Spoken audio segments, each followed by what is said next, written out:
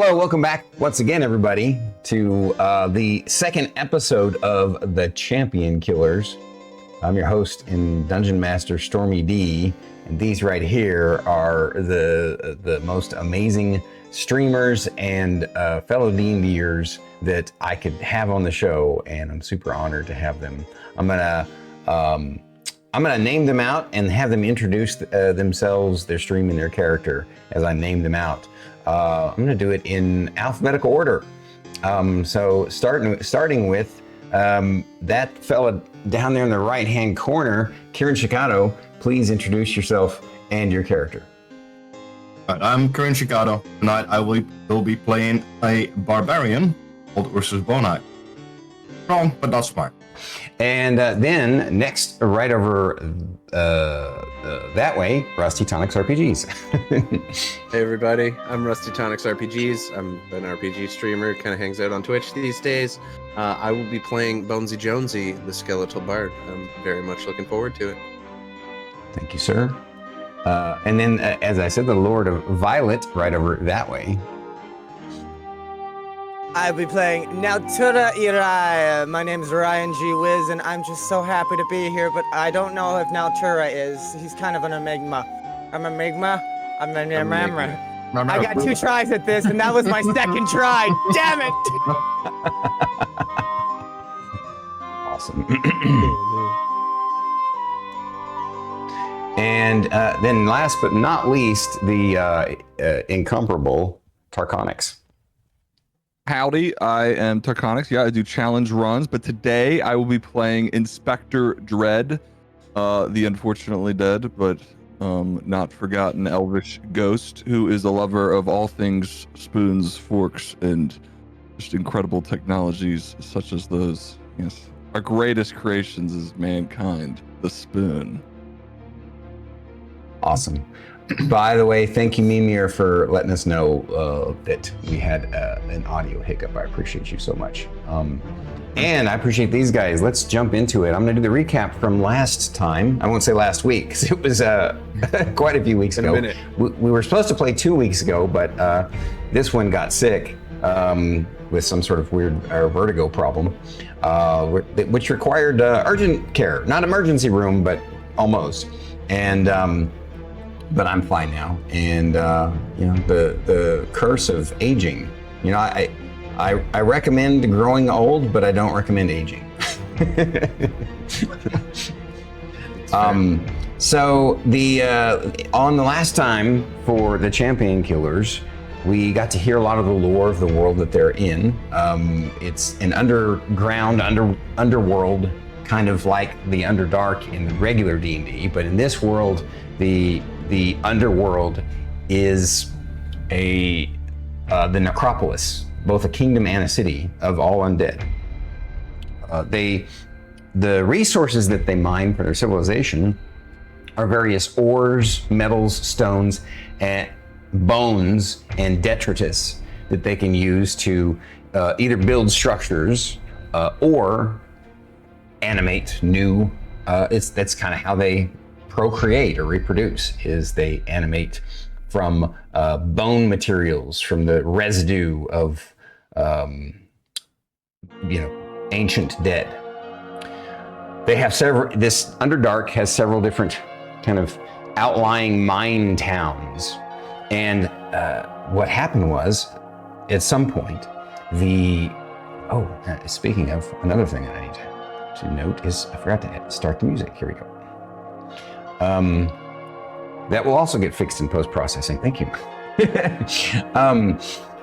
So within this Underdark, in these mining towns, very recently, the mining towns have been come under assail by these strange creatures, these strange surface dwellers who are like zealots of some sort of radiant deity, and they claim themselves to be adventurers as they delve deeper into the darkness, destroying the poor citizens and denizens of the Necropolis Kingdom for no reason other than they believe, these adventurers believe they had a divine right to take any property and territory that they want to. And of course, the leaders of the necropolis, the Council of Dark Knights and the Academy of Liches and the great ancient undead dragon Zello, I forgot his name. The ancient dragon that rules the Underdark. Zalitho Railstorm. Thank you. I finally remembered it. They decided, okay, we can't have this. We can't have our kingdom's sovereignty and our people slaughtered indiscriminately by these adventurers. So a special task force was formed called the Champion Killers. And these 4 adventurers, undead adventurers, realized, or they had been kind of retired for a while, for a few years, but they were reactivated because they had done great work for the necropolis in the past. And so, since they were reactivated to go investigate and push back against whatever this influx of adventuring heroes is, they were tasked with making it to the town that was most recently assailed by the adventurers, and to get there as quickly as possible. Unfortunately, because they had to get there as quickly as possible, they couldn't go the normal route, which would have taken basically a couple of weeks.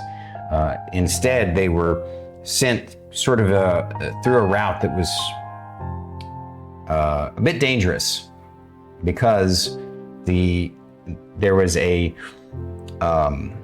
adult blue and brass dragon that had taken up residence in that area, that the necropolis had a treaty with, and that treaty was a non-aggression treaty, and we stay out of your way, you stay out of our way kind of a treaty.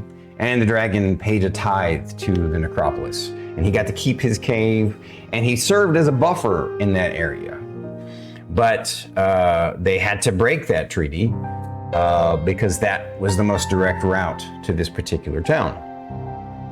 And they did. The interesting thing is, this group were the ones who had originally met this dragon in the past to negotiate this special peace treaty.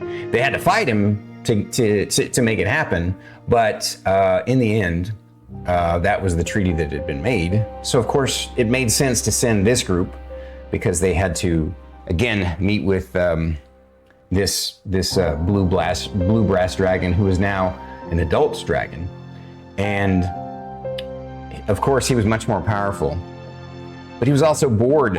So when they finally arrived and asked for passage through his kingdom, he at first was irritated that they had broken the pact, but hearing their plight, only asked for two boons technically. The first boon was they had to fight him so he'd get some exercise and have a little bit of fun. And second, they had to perform for him, since they have a bard amongst them who can lead them in entertaining performances. And so they did that. They fought him, and they would have defeated him.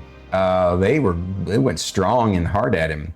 And luckily he's like, you guys did great. I'm gonna thank you for the workout. Now, sing me a song. And it turned out he wanted them to sing them like a 3-hour song. So they did that too.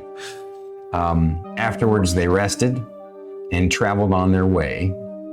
Of course, because they're undead, just to clarify, we have a skeleton bard, we have a ghost wizard, we have I'm not even sure what to call the druid. I guess he would be, I guess he would be called either a bone collective or any rate, he's a unique kind of undead druid. So unique, we have an undead druid, and then we have a Frankenstein monster undead barbarian. and they make quite the eclectic merchants of mayhem. And now they're on their way. Where we last left off, they had stopped. They had basically broken through, or not broken through because the tunnel was open, but it's sort of a back tunnel to this particular town, and it overlooks, like, it's a large cavern with a mining town built inside this cavern. Again, it was populated by various undead that worked there on behalf of the necropolis. But when they arrived, the entrance cavern kind of overlooks this town, and what they saw in the distance was the town on fire and smoky, and much of it in ruins, and much of the denizens, nothing but bones lying on the ground. And they also noted that off in the distance, it appeared there was a new tunnel that had accessed this town, and there was a bright light coming from that tunnel. But the thing that stood out to them the most was far away from them, in basically the center of the town, atop the there was a town building that was like a chapel, like a Gothic cathedral, but the tower, the clock tower, the watchtower, the bell tower, that's what I was looking for. The bell tower had been knocked down, and it was just a platform. And hovering on top of the platform was a planetar diva, or celestial, basically an angel. And that was apparently the only military force that had been left behind to occupy this town that had been effectively seized by the ignoble adventurers.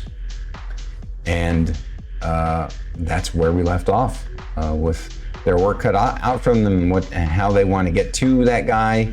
There are stairs that lead down from this tunnel down into the lower part of the city. And let us begin there.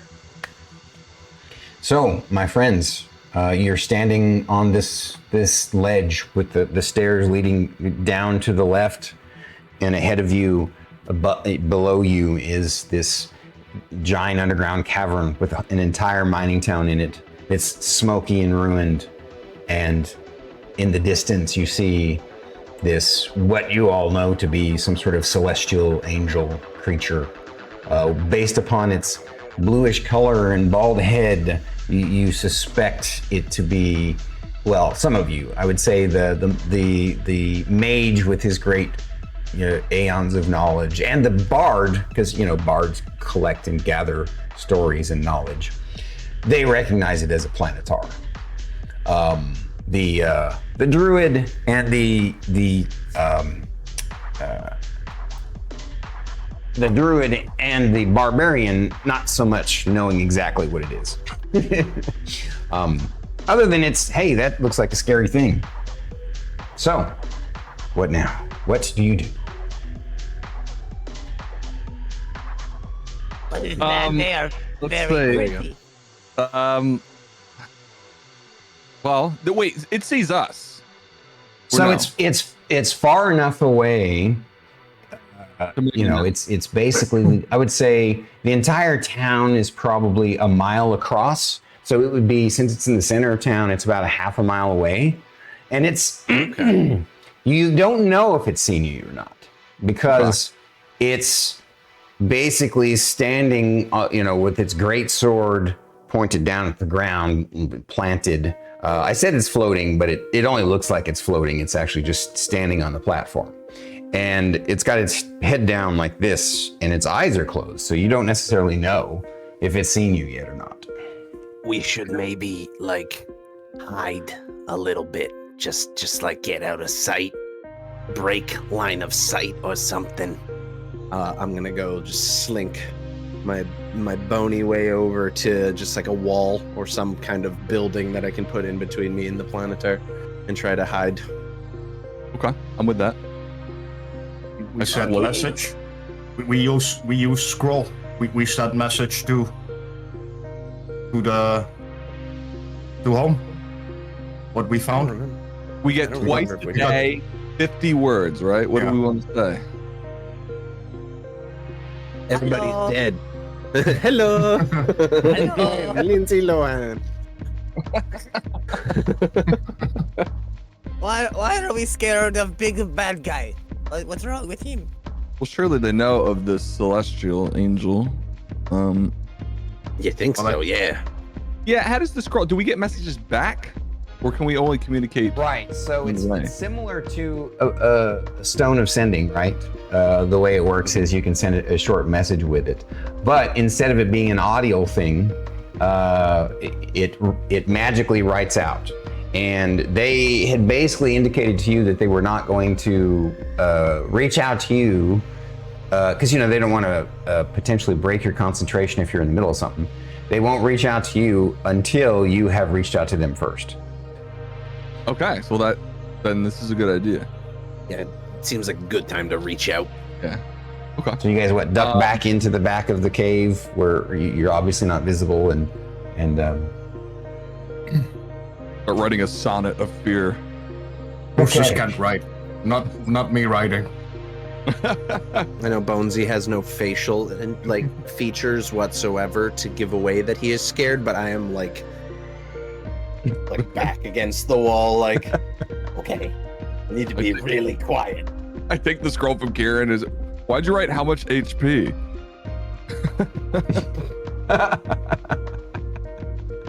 That's a metagame, but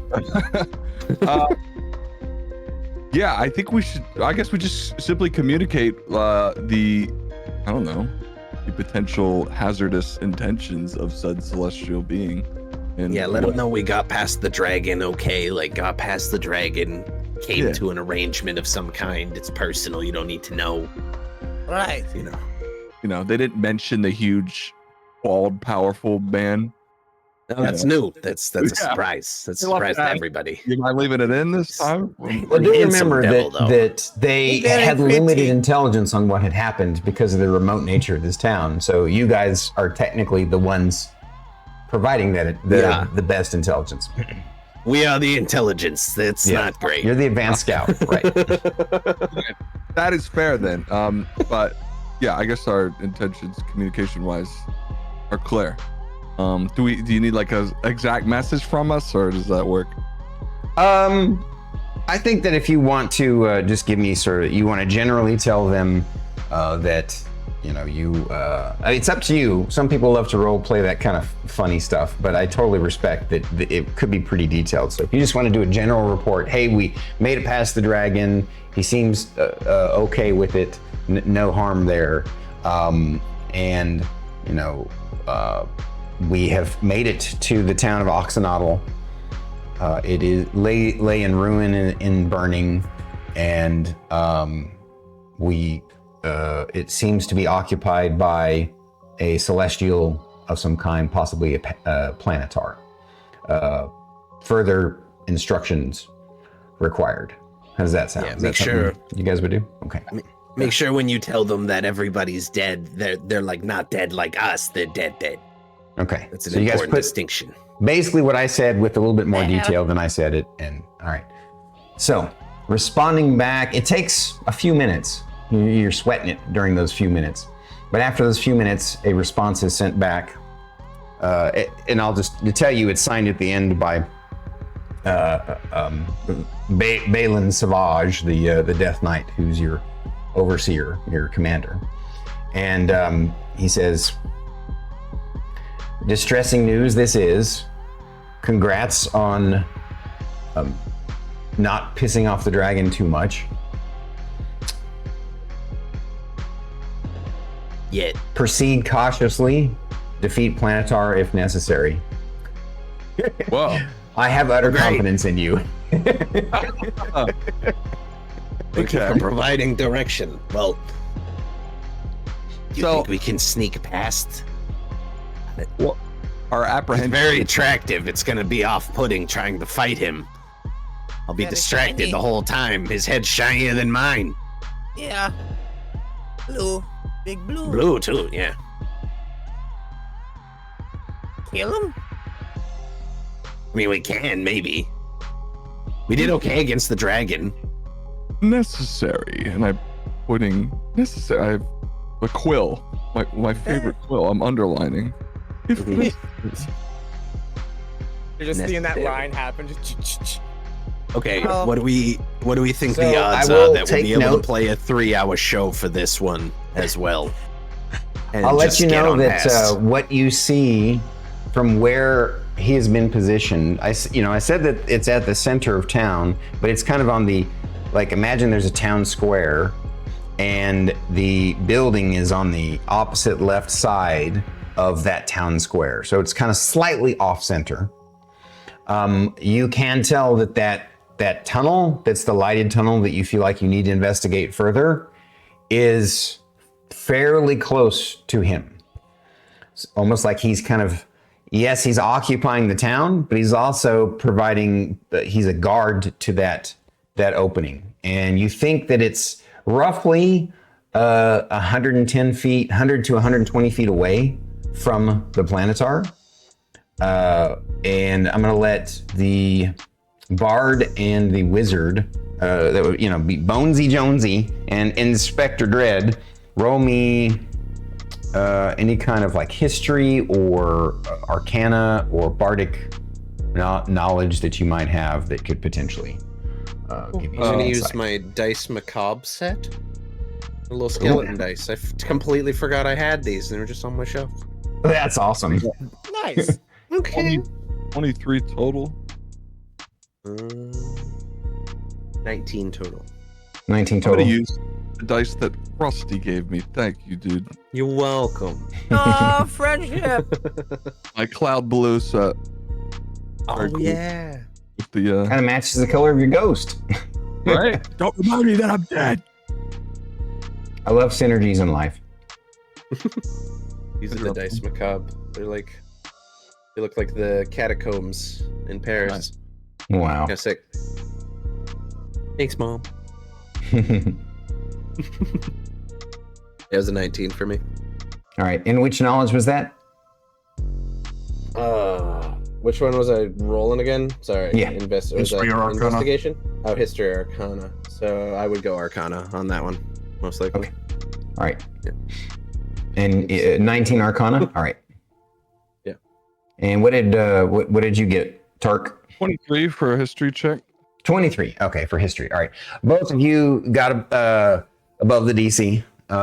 So you kind of remember past legends of basically the legends that somewhere in the surface world there are supposedly deities that have celestials working for them from some sort of other plane of existence. And that in the legends, most of these high-powered celestials that are called angels typically have a built-in true sight, and that it's usually double the range of the dark vision that a regular creature like yourself would have. So in other words, if you think of yourselves, you have 60 feet of dark vision. Angels typically have 120 feet of true sight, which goes beyond the dark vision. Not only do they see in the dark, they can see invisible, they can see illusions. Basically, yeah, it's like a big glowing blue bald eye. Yeah, so the bad news is I can't make us all invisible and have us, sneak past, So that's kind of off the table. We could maybe use the buildings as cover, but it looks like we kind of got to go past either way. Alternatively, I could turn him into like a chicken or something, but I don't know how good that'll work. Is the site linear? Exactly. There's always behind. Yes, their sight, as far as you can tell, looking at him from this, it's pretty far away. Like I said, a half a mile. but from the legends that you remember and the drawings, they are roughly humanoid, so they would have two eyes facing forward. Yeah. Those are some thoughts. Well, at least we know where we're going. That's true. That's helpful. Yes. How to get there. By the way, do not forget though that there was a second part to your mission that he had given you, was that once you had figured out what was going on in the bone mining town of Oxenotl, you were to, if possible, retake it. And the secondary part was that he'd like you to gather up any residual necrophagic materials of fallen citizens, if possible, if there's any that remain, and if they haven't been what they call, if they haven't been defiled by the adventurers, although the adventurers call it sanctified. So, like, that's something that you can determine if you want to, if there's anything still available to wander about in the town, to sneak about in the town, because, Yeah. The bright side is I can maybe bring some of the dead townsfolk back that could make for a valuable distraction, but Is there any? I got a lot of options. Any rustle? Is there any like commotion going? Is this like a dead town? Is this just a bald guy watching over a graveyard? Like, yeah. Mm-hmm. Everybody's dead except us. Well, we're dead, but they're dead. Right. They've been redeaded. It looks like, from what you can tell, obviously we need to truly investigate further. You can't assume that everybody in the town is dead, but from what you can see, you see lots of what would be the citizens, the undead citizens, lying dead in the streets, in the roads, in the buildings. They re-corpsified everybody. Unfortunate. Very sad. Very sad. well, I think, yeah, walking right into town seems like a bad idea. So I'm open to, scaling the walls, going around. Is there something we can use as a distraction? I mean, me. Like I walk down Main Street playing the bagpipes. That might do something. Then you guys take him from the rear. Boy, nothing says I'm not a distraction like some guy by himself. Maybe I'm just vibing, maybe it's a long trip and I wanted some music. I don't know. Oh, Danny boy, the pipes. It sounds like we have to kill this guy one way or another. We retake the town was a pretty clear instruction. He need to die or leave, one or the other. Yeah, then why do anything else than to just fucking show our merit with the blade? Valid. They don't call us the champion talkers, that's all I'm gonna say. Ooh, we can play a song together, walking down Main Street, taunting his impending doom. Oh yeah. You've got a great singing voice. We can make that work. That would be fun. That sounds like shit disturber plan, and that's usually the way I go. Are we going to piss him off? Okay. Maybe he attacked us. Then we just defend ourselves. It's justified, you know what I'm saying? Also, he killed all these people. It's justified already, really. So bald, so blue. Are we starting? We're starting. No, wait. Can we duck into building? Okay, we'll start in a building. We need a big entrance. Yeah. Yeah, sit down. Can we sit down for an hour, maybe? I am so tired. Oh, okay. You need an hour. Okay. We'll recoup for an hour. That sounds good. Thank you, God. Who's God? Me. I'll accept that. All right, we're That's gonna not true. sneak into a house so Ryan can take a short rest. All right, so you guys, I gotta do you get do my that? You go down the stairs and wild sneak shapes. into a house. Or we can sneak back into the cave. You can do that too. What do we think? Yeah, Cave maybe feels like the safer bet. Yeah, back. Maybe we don't rush in with other enemies. Doesn't look like there's any other enemies, but maybe. Disappointedly put away my bagpipes made from bones and a dried lung. Good times. Disappointedly slink back into the cavern out of sight of the planetar. Coming, There you Danny boy. I take out one of the smiles and wave it at Bonesy.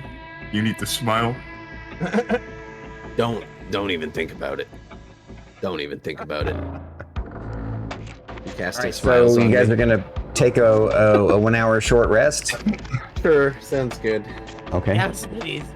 And just out of curiosity, why was it that you needed the short rest there, Druid? Wild shapes. I need back from last time. Stormy, did we take a long rest before we... Oh yeah, you guys I have got taken you. a long rest before you traveled here, but that's okay. That's okay.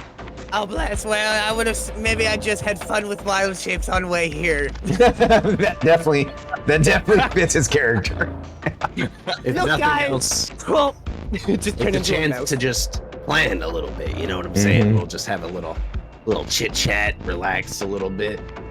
I don't know if you guys need to eat. I sure as hell don't.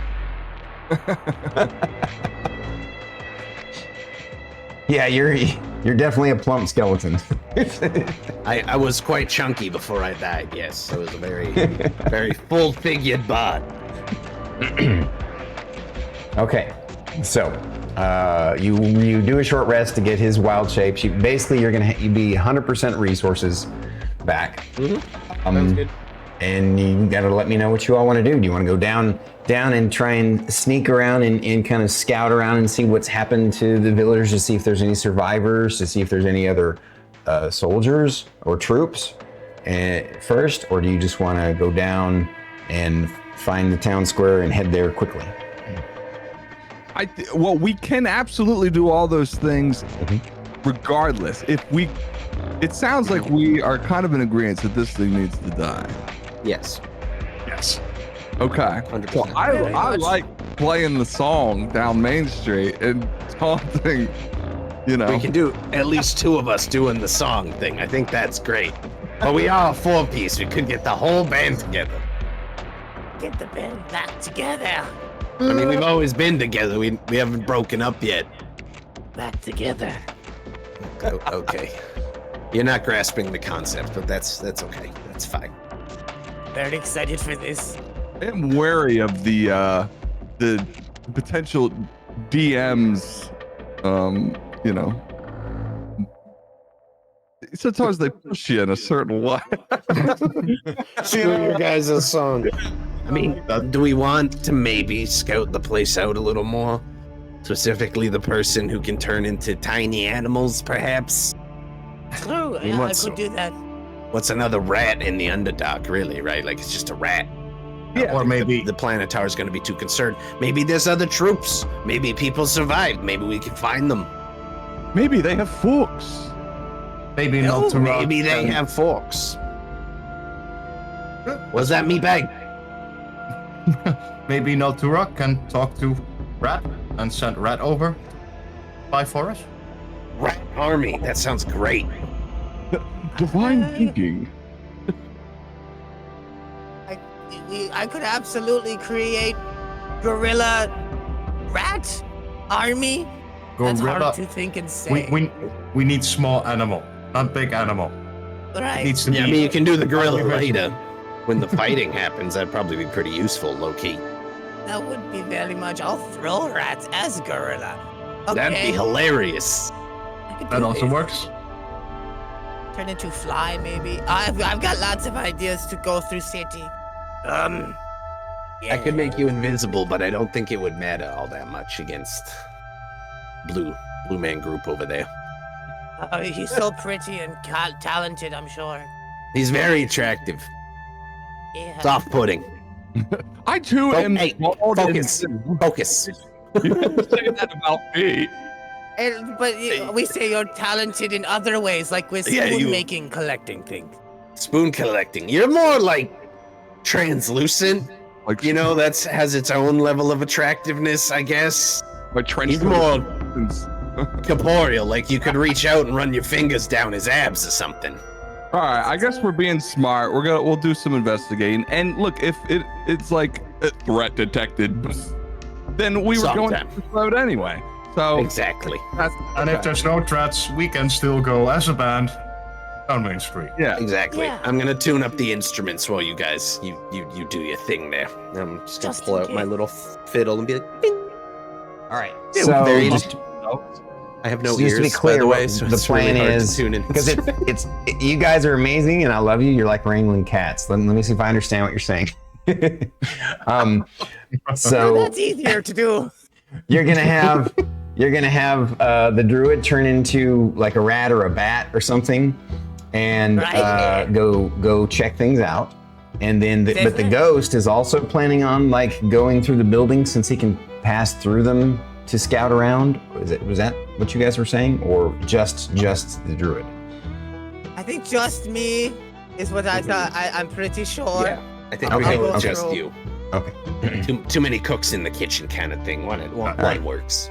Either I just the can't druid cook. or the druid with animal handling, sending a rat over to spy for us. Oh, Okay. sure. Yeah. We are. All the right. rat. So you're gonna go Yes. from a half a mile as a rat or as a bat? Stormy, question. You did say that Planetar can look through disguises and stuff, right? Yes. Well, Oh, so True Sight allows you to see through invisibility, illusions, and even wild shapes. So it would be better if Ryan does a animal handling and send a rat, because that would not be considered a wild shape. That's true. Can True Sight see through wild shapes? Because he's becoming the animal for real. I'm pretty sure that it I know it, like, indicates. works on Let me double check, illusion. but I'm pretty sure it indicates that it can see through to the true source of what's there. Like basically, even it can see through like even doppelgangers, which are shapeshifters, right? But let me double check and see, because they might have shifted. They've made lots of changes from 3.5 to 5e. So Yeah. If that's the case, we could have Ghosty Boy just literally sink into the floor and just pop up in random locations. So it also I'm fine work. with that, but you have to take care of my vest of spoons. Okay. Yeah, that's probably sure. That'd be that difficult. doesn't go through the grate, so just saying. You know, I'll take care of you could play the Vest of Spoons as an instrument one day. It's very possible. I'm dead. True I'll Sight- hold spoons. Yeah. True Sight allows a creature to see things as they really are. This includes seeing through illusions, perceiving the original form of a shape changer or a creature that is transformed by magic. I just Wild picture shape. Ryan T-posing.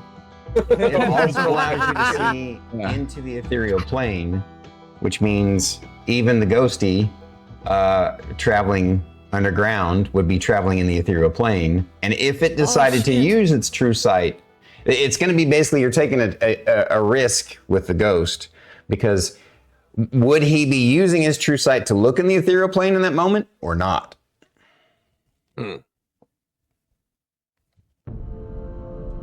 Well, this requires a level of foresight that I don't have. So, Like either way, you guys have a chance of getting caught, It's one way or true, yeah. another. all roads lead to killing. That's Eventually, fine. yeah. Yeah, we're fine with Ryan getting caught. You That's should put true. that on a poster. It's bonus All points if he roads lead to doesn't. killing. It's true. Facts. Send me. I'm a lamb to the slaughter. Ursus is going to look around if he can see a small rat or small creature that Naltura can. Sure. What's your perception check? I'll let you roll me a perception check since you're actively looking. I'll let everybody roll since you see him Ursus doing it, and you've been talking about it, so I can imagine that you guys would be, at least look around to see. 23. Same. Nice. 23. Nat 20, 26 total. Wow. Jesus God. We're locked into this rat hunt. We are observant as hell. Anything from Rusty? What was yours, Rusty? 19. Okay, yeah.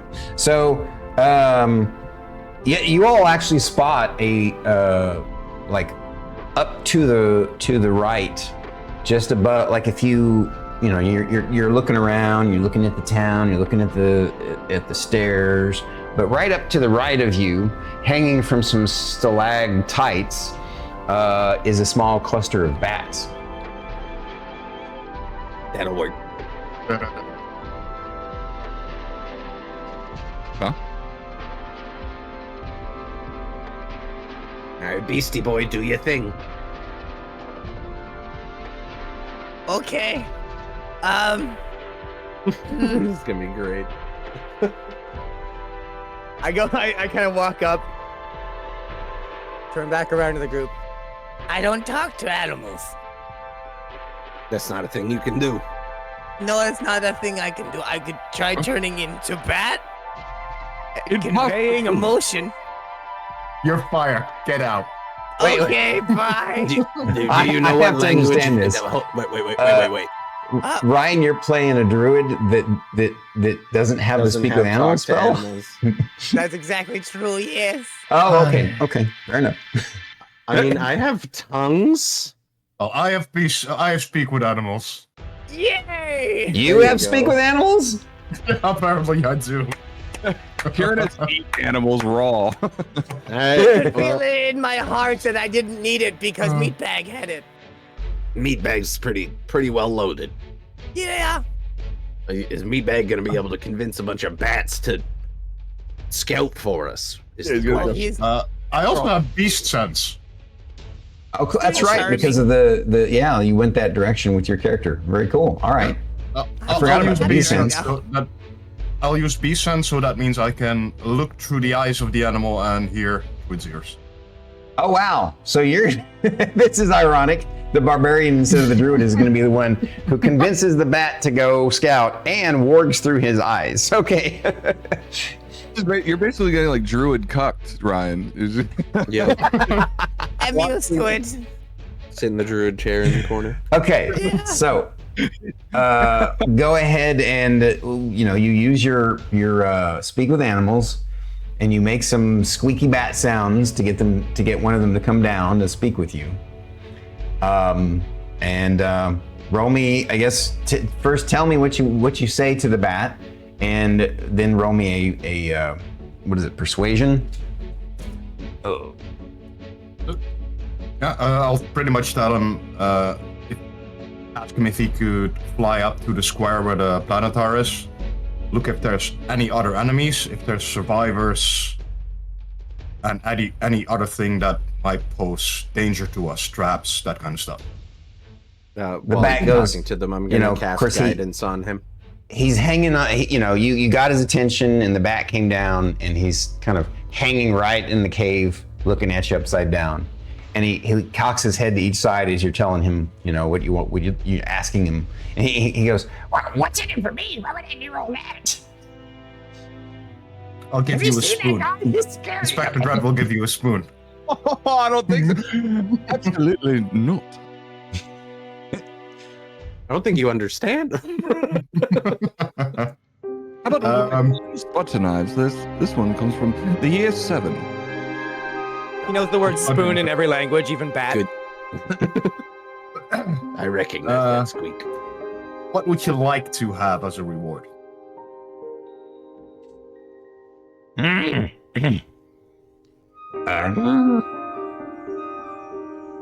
don't know. I just like hanging out and eating bugs and pooping. It is solid choice. Yeah, ask him what his favorite bug is. What's your favorite kind of bug? Oh, I like them big juicy beetles. Those are hard to find around here. I'm sure we can find you a nice supply of bugs. Your favorite bug as a reward. All right, do I gotta get real close to that guy or just a little bit close? Close enough so you can, see what's around him. Don't put yourself in danger. Okie dokie. Yeah, I guess I can do that. Better have my bug ready. God damn it. So I it just realized flies off. See it We're flying asking off a into the creature darkness. Huh? that can't fucking see to go scout for us. Interestingly he enough, can't see. I read recently that's actually it's a myth. Most bats actually see just fine. They just also have echolocation built in. It's only certain bats that are blind, and they're actually blind bats are actually really rare. So kind of interesting. Weird. But I I still didn't like know what he's that. saying. We're gonna go with the in this world, the myth is real and bats are kind of blind. So that was fun. Yeah. It's black down here too. Echolocation then. Yeah.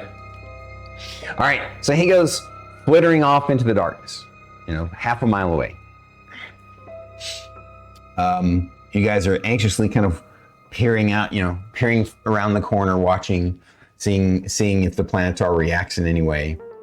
And you guys apparently made the right call because the Planetar doesn't seem interested or invested in anything living. Because you notice the bat get really you're thinking to yourself, man, that bat's dumb. He gets really close to him and flitters around him. And the Planetar just ignores him. Very brave bat.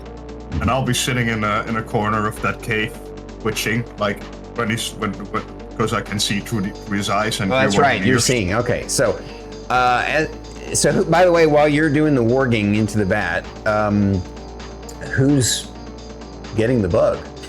Would that be the druid? All right. Go ahead and roll me a survival check as you search for a beetle. Got it.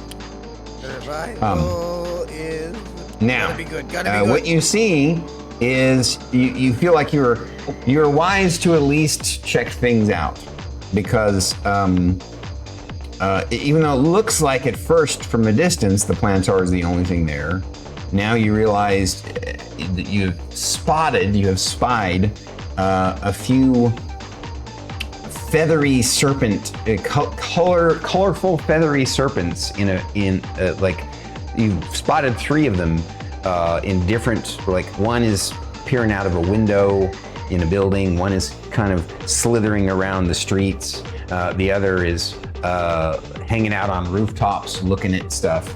There's a total of 3 of them. And let me see, you roll me a nature check because these things would show up in nature from time to time. And don't you have nature? I forget. Well, that was weird. That would have been great if Kieran just went, I can. do have nature. The cam does respond on Dramatic pan.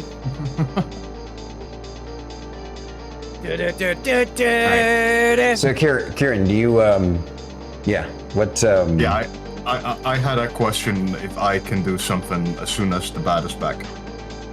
Sure, before that, though, I was wanting you to roll, do you have nature as a knowledge? No. Okay. I guess never mind then. Okay. You obviously, once you get back, you can describe what you saw. But what you're gonna have when the bat gets back and you come out of your ward, he comes flittering back quickly, and he's like, "Oh, that was cool."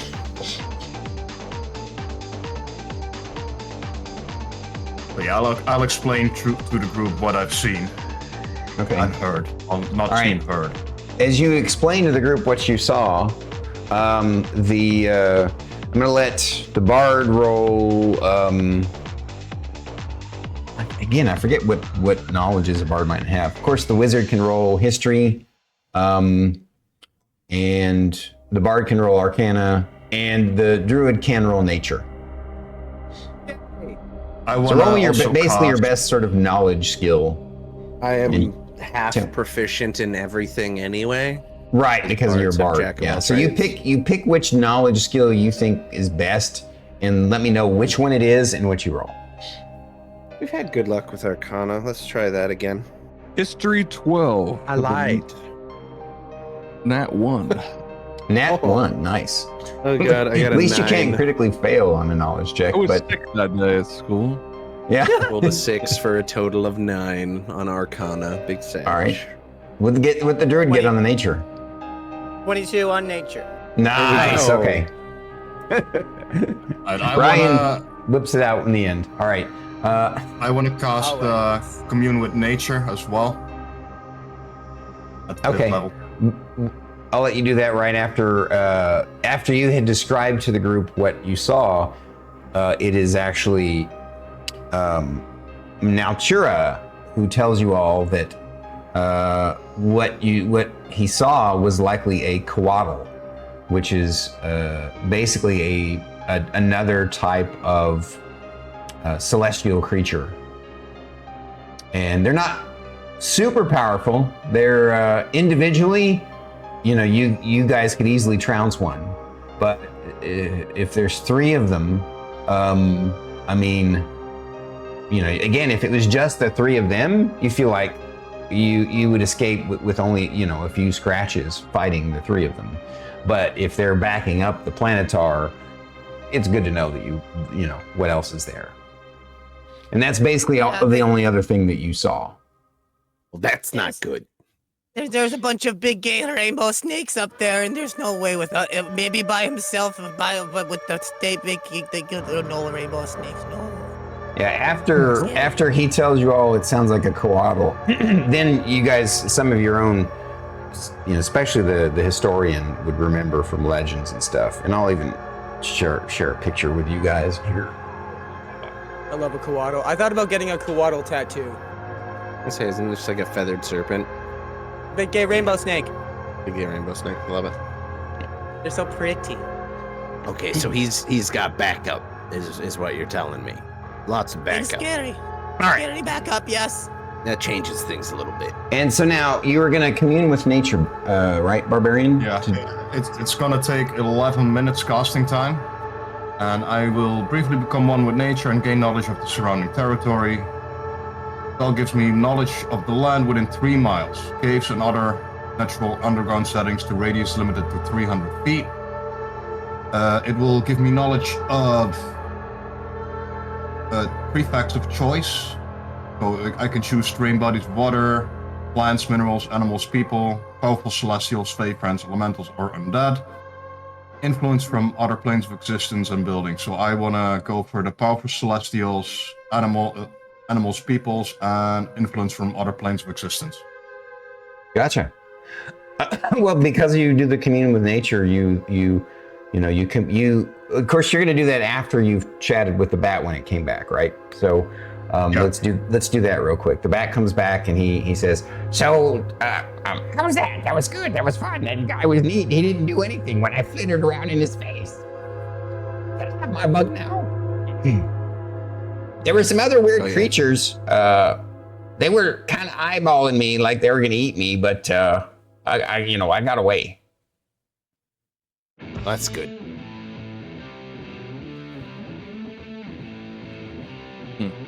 We will give him the bug, and I will give him the location of, as soon as I'm done with my my nature, commune with nature, I will give him a location where there's more of the beetles.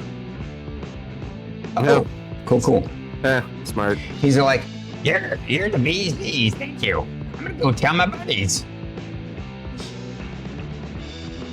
And he flies off super happy. You've made friends with the bats of this cave. Yay! Now So what were you Turret's saying, watching Tark? all of this happen. So I guess it's a good thing we didn't taunt. Well, yeah. In one way or another, we still need to deal with them. You know what I mean? Like, Yeah. it's gonna be an ongoing problem one way or another. At least we True. now know how many enemies and what enemies we have. So we can divide their intention somehow. You know what I mean? I don't know. That I can turn one of them into a chicken. I kind of want to turn something into a chicken. Very good idea. Very crowd control. Yeah. Right? You can't go wrong with chickening people. Toby, why did you Dividing put the picture? Put the picture in of the... Oh no, I just showed it on camera. You need me to Oh, okay. Oh, I wasn't paying attention to the camera. My bad. show it again. I will. Oh, okay. Nice. Very cool. There's the nom for reflection. Big and scary. Although they're actually not big, they're just medium sized. They're basically like 6 feet long. And they can fly, which And they can only, fly. you know, a handful of us can do. Sure. Mostly the ghost man and the animal person. Basically, you can tell that they're kind of secretly patrolling the city for What do you think the odds are we could like stealthily take them out one at a time? You know, like catch them on a patrol route. Bye. Oh, you're back. Hello. Welcome back. Welcome back. Do you know what I mean? button? Like Oh, that was weird. Discord did a thing. Oh, it just stopped. Sorry about that. No, it's all right. It's all right. But like if they're patrolling, what if we can catch one on patrol, get it before it alerts the others, and then like just, you know, bing bang boom, we're done. Ursus torture? I mean, maybe save the torture for the big angel Aw. man. I don't speak rainbow snake, do you? How many more Since times you got June. that in your pocket? What language does he speak? I don't know, he's a fucking dragon creature, you tell me. I don't fucking know. They speak dragon. The druid who rolled a 23 on his knowledge about koalas, it dawns on you, you're like, oh, I just remember something. I think koalas also have true sight, like other celestials do. Yeah, they seem real good. They're probably not gonna fall for many trickaroos. At least not the magic kind. Maybe do trickaroo like go behind and go bah, you know, that kind of trickaroo, that could work, but this might be a divide and conquer thing, yeah. Turn into chicken for one, that'd be good. I mean, does true sight give them the ability to look through walls? I don't think it's like X-ray vision. No, We it can doesn't. still It use does cover. not let you look through walls. Correct. Well, so we can still use. Of course, there is a problem though. It does let them see on the ethereal plane, which means up to 120 feet, they'll see him coming through walls. Well, damn. Maybe we leave the ghost behind for a little bit. Ghosts can You stay swoop for- in after. You're our surprise air force. Sure. Okay, yeah, that makes sense. Turn one bird into chicken. Ah, I just got that. That's funny. Right? Turn one bird into chicken. Then who take care of Big Blue? I mean, I wouldn't say no, but Meatbag, maybe. Might be better, big boy. You're such a big boy. Meatbag can't fly. I'm pretty sure Angel Dude can fly. I could definitely become thing that fly. That might be Me- the plan. Yeah, it might need to be me deal with Big Blue. He big scary though. How about you turn to big flying creature and I ride on your back? Ooh, We'll be the cavalry. Be pretty cool, actually. now there's idea. Whoop. Bluesy over here and I walk down the street playing some music. They fly in from the sky. Everything's perfect. We're probably gonna die again, but that's you know, what's another day at the office? For all we know, the celestial is not triggered until like a certain point in the city. I mean, the bat was clearly not. If he is so, the bat was seen. Okay, I think that's. But who probably, gives a shit about a bat in an underground cave? Like, why waste the energy killing a poor bat? Also, he's an angel. He's not just gonna kill an innocent creature for no reason. Like, he's probably got a purpose down here. If he's Got moral bound down there, codes. he's got. Yeah, nothing ever has died innocently in this place. Looks around. Oh, I you're don't know, I'm being just saying we all- sarcastic. Yeah. I personally like the idea of fighting the rainbow creatures first, if possible. And I insinuate zoom, magic missiles. Zoom, zoom. Oh, that's nice. Those are pretty. I point them at Rusty. Zoom. Oh no! I have a excuse. Who's this Rusty of which you speak? Yeah, I need to write your guys' names down. Getting But spicy. I'm made of bones. My name's Bonesy. Feels pretty easy to remember if you put like a little bit of effort. They're bonesy, fleshy, and ghosty. I have no rebuttals to that. You're absolutely right. Yeah, I don't know. I like the idea of dealing with one problem before the other, but what if the other problem decides to get involved? And it was always going to be involved.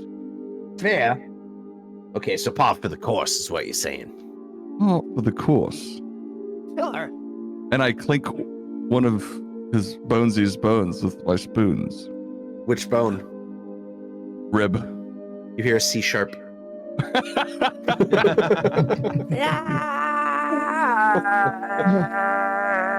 We have an agreement. Okay. Okay, Yeah. so we try to sneak in and deal with the little rainbow things first. We sneak.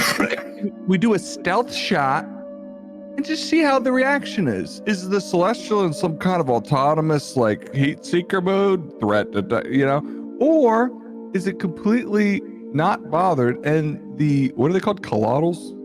Coatl. The axolotls, yes. Axolotl. Cuddle bottles. What's the worst that could happen? We die I like- again. Again. Again. Well, shit. It sounds like we have a kind of a plan. You have the concept of a plan. We have the concept of like a concept of a plan. We're gonna launch missiles at the axolotls. We're gonna blow them out of the sky. Big boom. All right. Oh It's gonna no. be magnificent. It's gonna be the best. All right, so Okay, so let me get this Firing clear. You guys missiles. are going to basically kind of sneak down the stairs and kind of sneak amongst the buildings. Wow, that was thunder. I don't know if you guys heard that or not, but that was really close. Uh-oh. And you're gonna thunderstrike now. You're going to try and get as close as possible to the closest Coatl, which turns out is the one that was in one of the buildings looking out of a window. Is that just the gist of it? I think so. I mean, magic missile's automatic. If we want a response, let's just see what happens.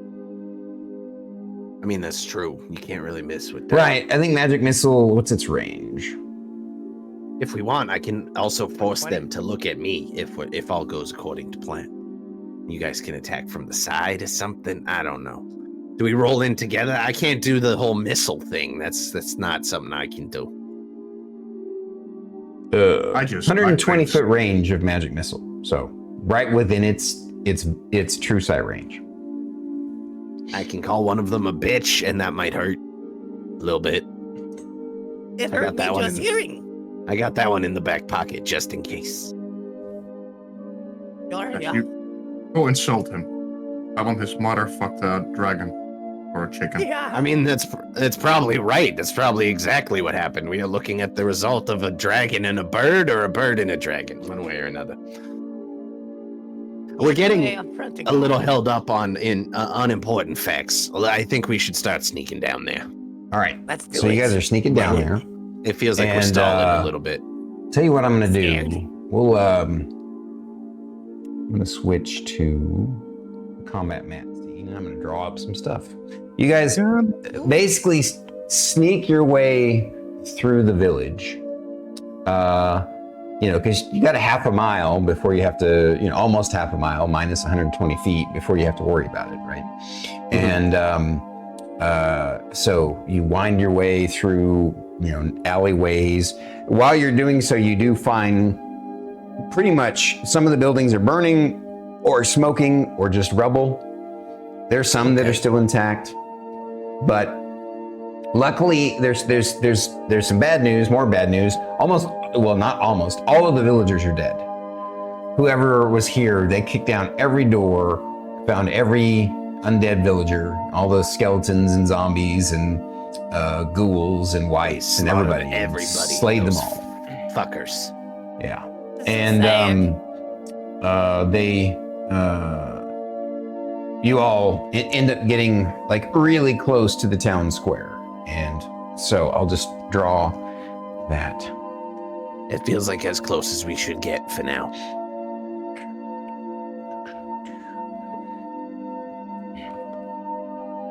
flying far distance. Your shit's annoying.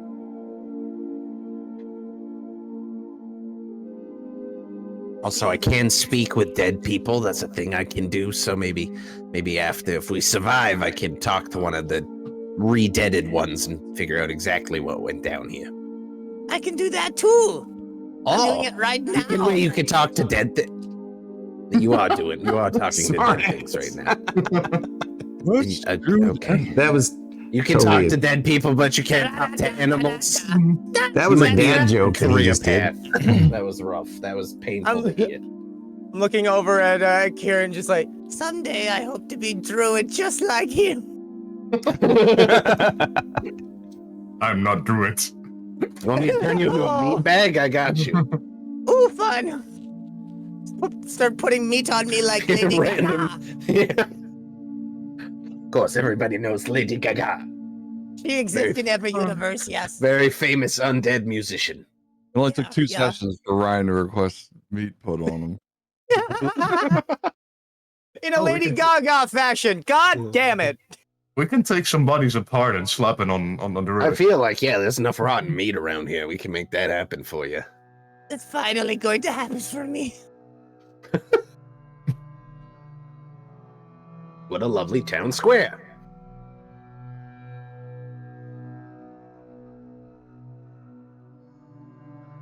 Take it in, boys. This might be where we die. Again. I want to go right in the middle. That's not very sneaking of you. I'll be right. I want to die right in middle. I mean, I want to leave crater.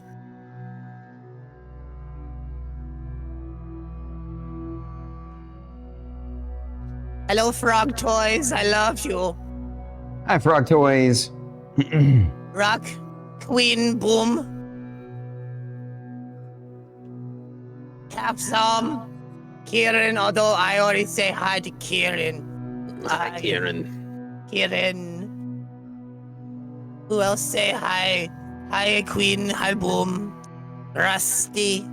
Whoever that is. Who's that guy? Sounds like a Some douche. guy. I don't know. It sounds like he got a fat ass and a face that go, what? How much time do you spend looking at my ass? So much time, you have no idea.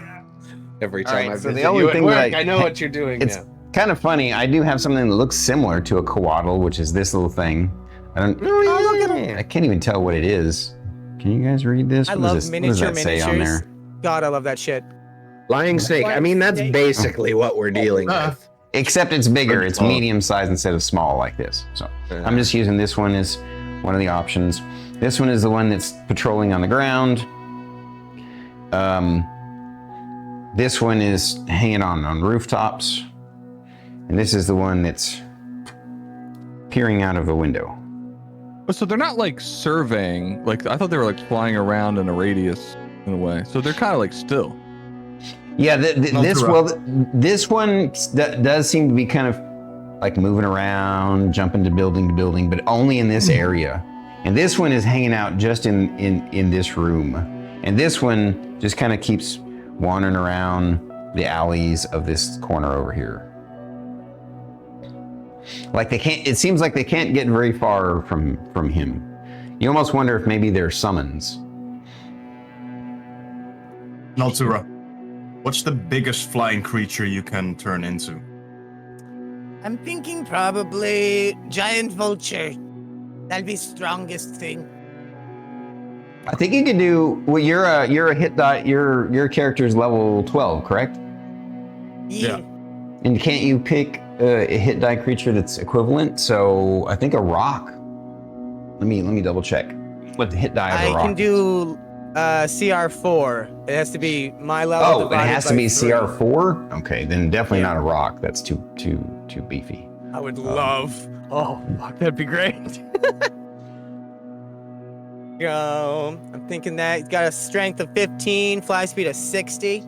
That'd get us around. Oh, that works. I really want to go for the flying cavalry thing. Me too. So Just for it dawns on the druid that he could technically turn into a Pegasus, which is a type of celestial, which could be sort of tricksy if you want it to be, to try that. But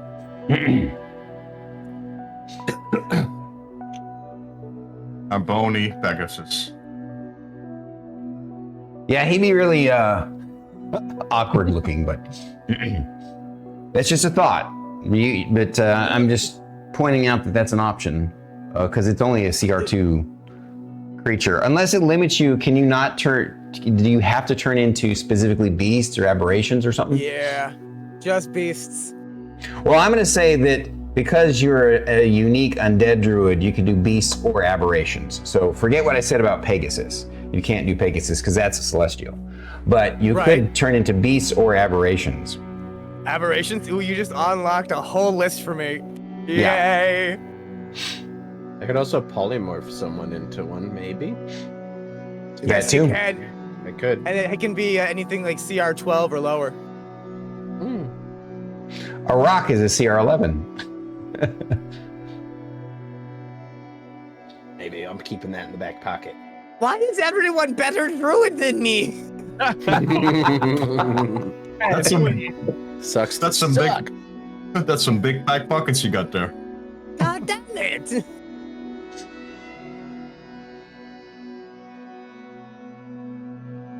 Yeah. So how are we doing this exactly? There's So three yeah, of them. so I was asking, They're you guys pretty were trying to spaced figure out out. what, I'm going to say that you all were able to sneak into this building here. You know, you're kind of technically in off screen here, but you're sneaking in and you can kind of, you knew from where the bat saw this guy, he was here. So, we can maybe get one without them noticing, or at least, get the jump on them beforehand. we'll say Yeah. that the you're far enough off screen, that the you're you're a little over 120 feet away from where you think the that Coatl was. Yeah, we don't know that we can't fight them one at a time. I mean, probably not. I but think it's we should possible. maybe at least try to get the jump on this one, you know what I mean? Yeah, for sure. Do I even have a weapon? I do. I have a rapier. I mean, Can we see it? No, unfortunately, from where you're at in this building, you kind of know where the building's at, and you can see through some of the rubble and the broken out windows and doors, the building itself, but you can't see the Coatl itself from this angle. Okay. My goal here is to just I want to be able to see it, so I want to cast magic missile on it, and I just want to be able to try to do this stealthily. Right. I understand your sight, so I'm not going to cast. There's no invisibility needed here. That's useless.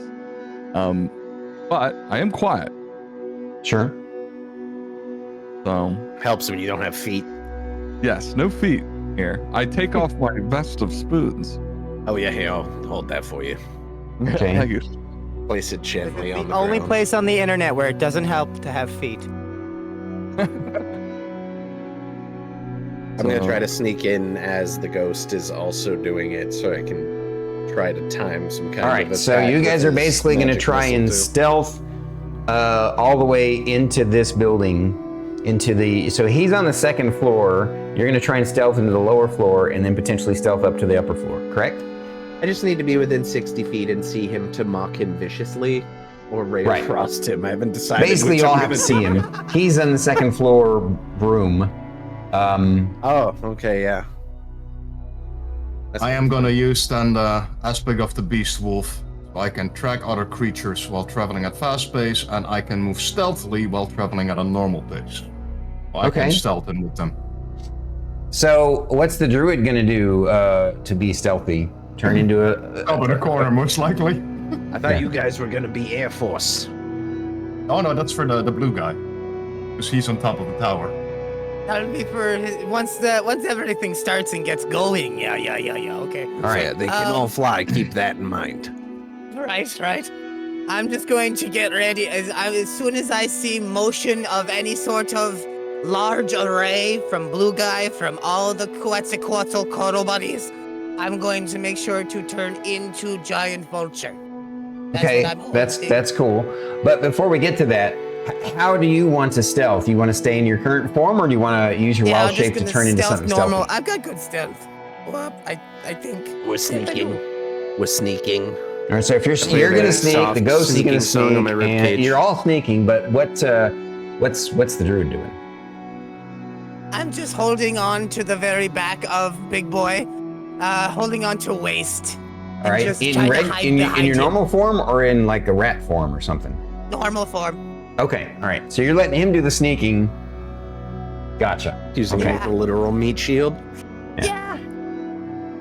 All right, so I'm gonna let you all roll your stealths to get from where you're at, that whole 150 feet into that building. And the ghost is gonna get advantage because he can literally move through walls and doesn't really make sound if he doesn't want to. I am going to cast guidance on Meatbag. I'm gonna give you a slap on the meaty ass cheek and good luck, buddy. Ooh, nice. Guidance, all right. You have a Now, a didn't you D4 say or that whatever. what you're using, Kieran, that it gives you advantage on stealths, or just gives you, or what did you say? I can move stealthily while traveling at a normal pace. Okay, gotcha. Go All right. slow. I think it So- would mitigate the disadvantage I have on the stealth. Guidance just gives you a +4. You can add a Yeah. D4. Oh, to you have whatever. disadvantage on your stealth? Why is that? Yeah, I think it's Giant made because of metal. because of the armor that's. Oh, right, embedded because in you're the body. noisy when you move. Yeah. Yeah. Giant slab of meat and metal. That makes sense. Yeah, so the guidance just gives you a bonus. But okie dokie. Everybody roll me your stealth checks. And for the druid, I still want you to roll a stealth check. And this, if your stealth check is good, then you'll be giving the barbarian, Ursus, advantage, which will just cancel out his disadvantage. So he'll be a I straight. rolled so a the- 12. The aspect Roll of the 14. wolf will not will not mitigate the disadvantage. Does the aspect of the wolf say it gives you advantage? No, it does not. It just says that I So can if travel it stealthily. doesn't give you advantage, then it can't counteract a disadvantage. Basically, where we have to stealth at half speed, you can stealth at your full walk speed. Right. So you'll be going faster than us the whole time. Well, actually, the Even ghost with the- can also stealth at full speed, I would say. I would argue Makes sense. that that's the case. Even with the disadvantage, I rolled a 22. Okay, cool. And what did you get over there, Druid? 12. That's good enough. I was shooting for a DC 10 because all you're doing is hanging on quietly, right? I got 14. And then what about the ghost? What'd you get? 14 total. Nice, same. 14 total with advantage? Yes. Okie dokie. Let me see what its perception is.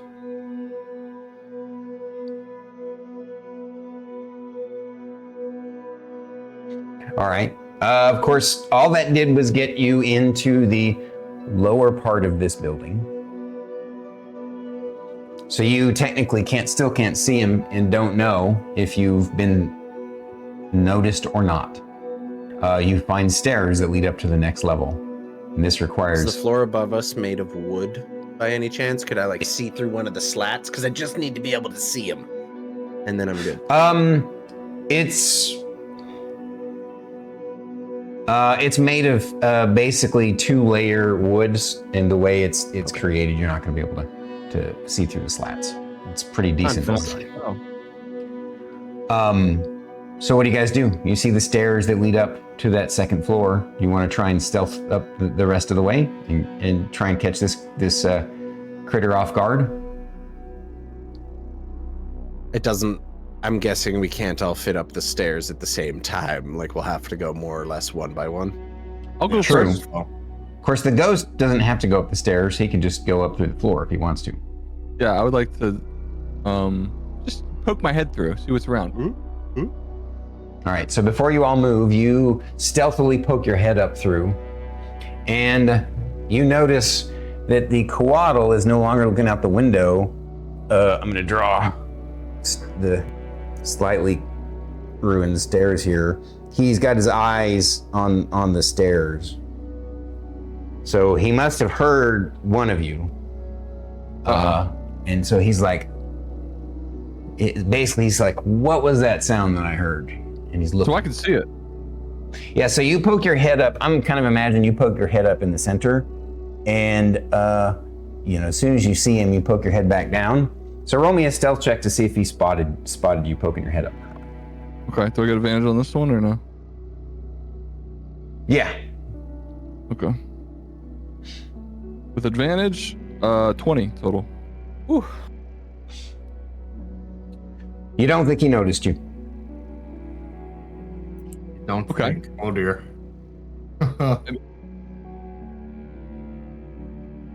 Without asking, I come up all the way and I cast Magic Missile. God damn it. All right, he's like here. So you basically You're a come up dick. behind him into the room and start combat with Magic Missile. Everybody roll initiative, but you get a sneak attack with Magic Missile. Go ahead and roll me your Magic Missile damages, since Okay. Magic Missile automatically hits. Nice. Hey. Mm-mm-mm.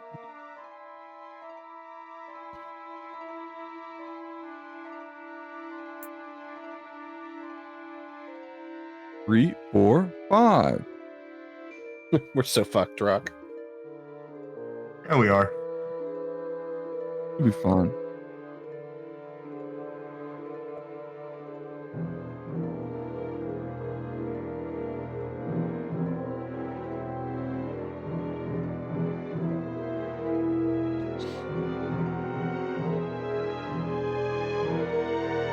All right, so BonesyJonesy, what'd you get? I got an 18. 18? Inspector Dread. Whoa. Oh, you're talking about for initiative? Yeah. Gotcha. 18. Okay. Which of you has a better dex, BonesyJonesy or Inspector Dread? Mine Plus is 3 dex. plus 4. Okay, Okay, so so- Inspector Dread, I'm bumping you up to a 19. Natura, what did you get? I got a 20. A 20? Okay. And Ursus, what did you get? 27. Jesus. I've got a +8 to initiative, so. I have a +5. All right. Okay. Oh, my lord. So, You got a 5, me lord. first off, your missiles go off. What was the total damage for your missiles? It was 5, 9, 12 total. Well, I 12 guess total. if one is. How do you do this sneak attack? So, Magic Missile doesn't get sneak attack damage. Sneak attack is only something that rogues can get, and even then they can't get it with spells. The idea being that when you're sneak attacking, you're going for a specific kind of organ on a person, like a weak spot, a soft spot on somebody. So, sorry. If you had Hit him rolled in the an eyes. attack, like a spell that used an attack roll, you would have had advantage because you were stealth and getting a sneak. That's true. I thought If he had I stealth, you thought would I have advantage, but with Magic Missile, it's irrelevant, so yeah. Yeah, I thought I just heard you mention it, so that's not bad. But yeah, 12. Okay. All right. So now we actually good. move into initiative after he's already done some damage to it. You all recognize that he popped his head up, popped his head down, looked at you guys, gave you a grin and a wink, popped back up, and heard him fire Magic Missile at the thing, which means you all know combat is initiated. God fucking damn it. And so now we move to the top of the round, which is Ursus. I'll use bonus action Rage, Okay. and then I'm gonna run at him with my Berserker Great Axe and try and hit him in the head. So you're going to run up the stairs to see him? Yeah. Okay, you run up the stairs. He's at the top of the stairs right at the edge, right here. You get shot in the face. Go ahead and make your Sorry. attack roll, sir. First attack his is meaty face up. a 26 to hit. Yes. Damage. Actually, go ahead and roll your second attack too, and then we can just add all the damage together. Depending on the damages, but yeah. 21 to hit. Yes, both hit.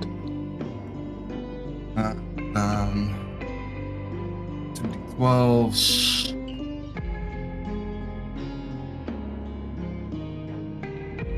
Uh, 29 damage.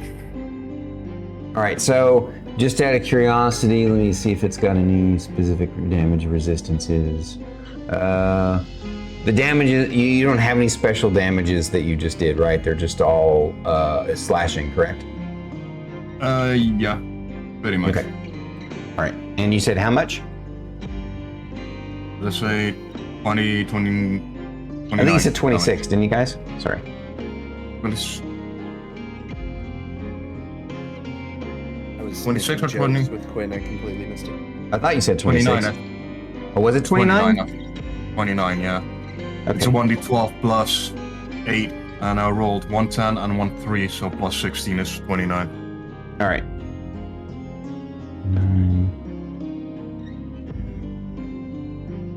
Okay, so the barbarian pops up there and hits him hard twice with his axe. Next is going to be Natura. Oh, Is he still hanging on my back? That's By the true. way. He would have been hanging on your back still. So, you're like, here. What do? You want You to? look like a bony backpack. You could get down like off of and kind of try and get behind him if you want. Have you roll like an acrobatics check if you want to try and get over behind him. okay. Whoop up up. Acrobatics it shall be. Whoop up up. Oh, it was a 23. Oh, okay, great. You didn't fall flat on your face. You made a Yay! surprisingly acrobatic flip over the bad guy behind him now. And Hop. you can now make your attacks or do something else if you want. I'm gonna go ahead and whoop up up. Where is it? There it is.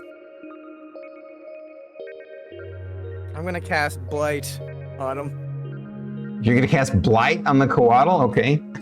Yeah. I need a con saving throw of 18. It gets a 12, which isn't gonna get there. Lovely. What up up? What up up? That's great. 8d8. There it is. Such a long spell. Whoop up up up up up up up up. Come on, big numbers. Big numbers. 37. Not bad. All right. You dry him out for 37 points of damage. The Coatl's looking mighty bloody and beat up. And now, next initiative is Inspector Dread. You're up again. Okay.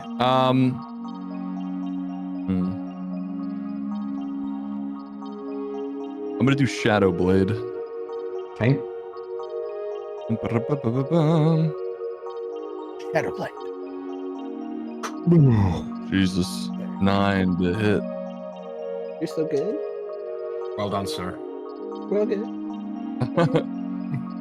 Did you say 9 to hit? Yeah. What's your spell attack modifier? What'd you do? Roll a 1 or a 2 or something? That's exactly what I did. I rolled. Yeah. Which one did you roll? A 1 or a 2? I rolled a 2. Okay. Oof. Yep.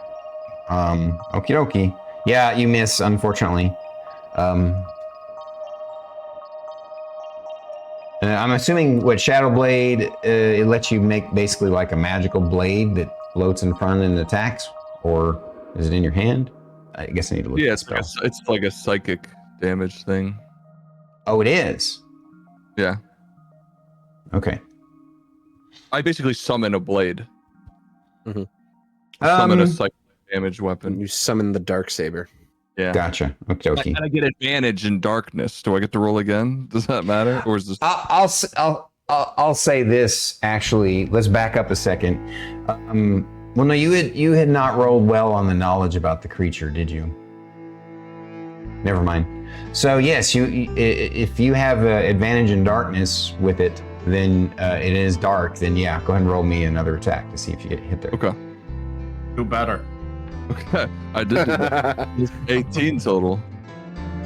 18, you said? Yeah. All right. That's just barely shy of getting there. Christ. All right.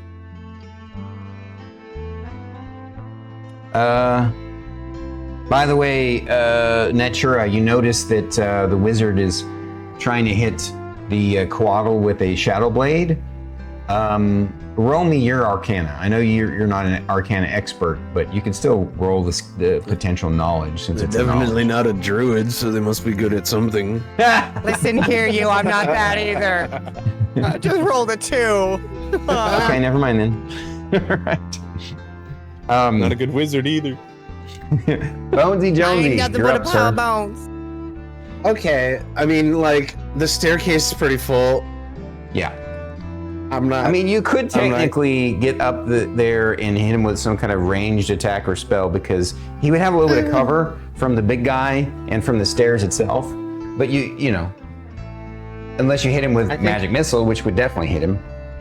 Instead, I'm going to use my bonus action to approach Kieran's meaty cheek yet again and just give him a smack. I'm like, good job, buddy.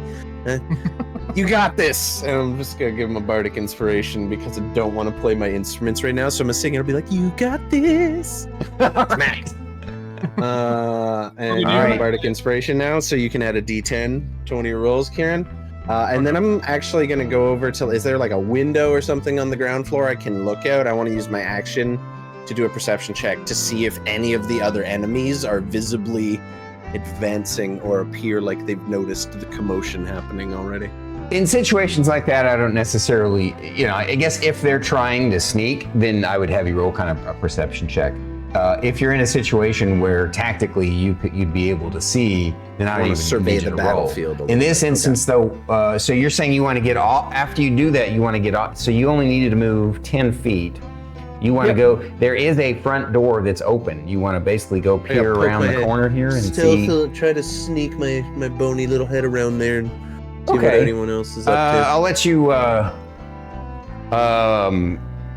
you sneak your bony little head around, and it does not seem like you've gotten the attention of anybody else from who you can see now because of the Planetar's height, where he's up at the top of the ruined bell tower, the collapsed bell tower.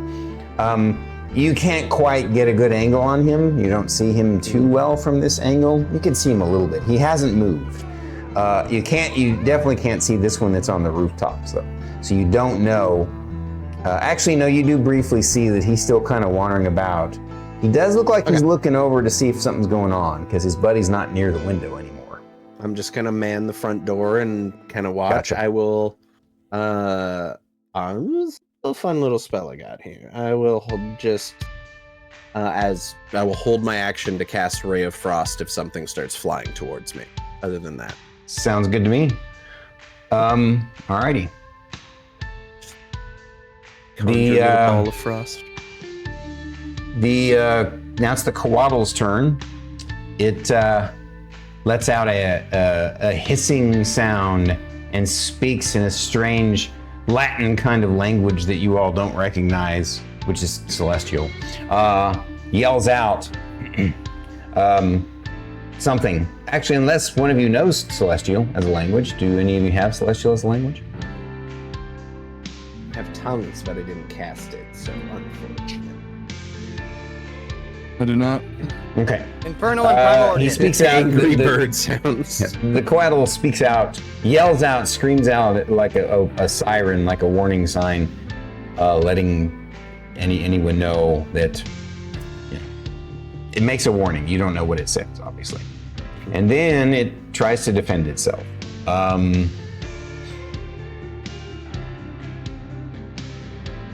it tries to make a constriction attack against the big guy that has wailed on it with its axe.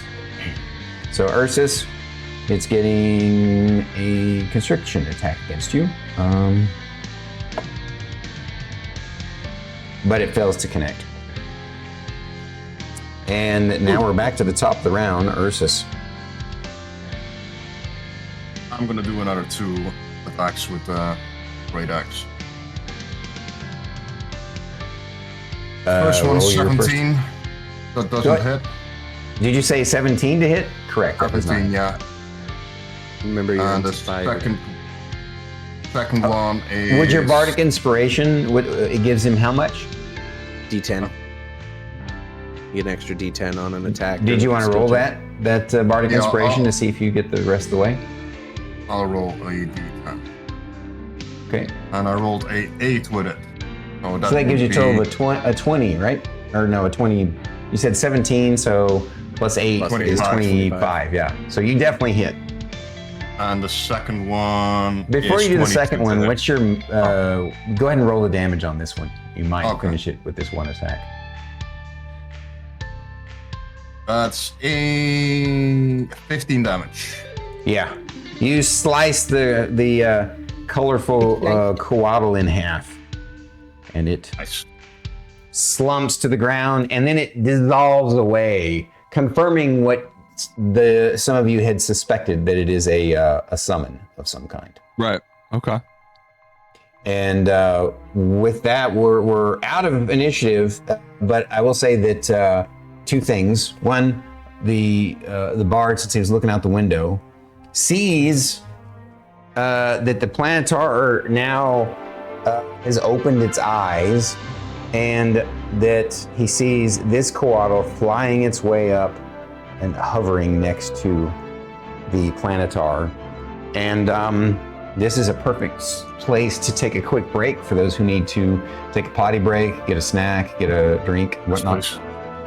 We'll do. Yeah. All right, stretch your legs, guys. We'll be back in 10 minutes. See you in a bit. Their picture on Discord. Oh, it's only over your own picture. You see it on... Yeah.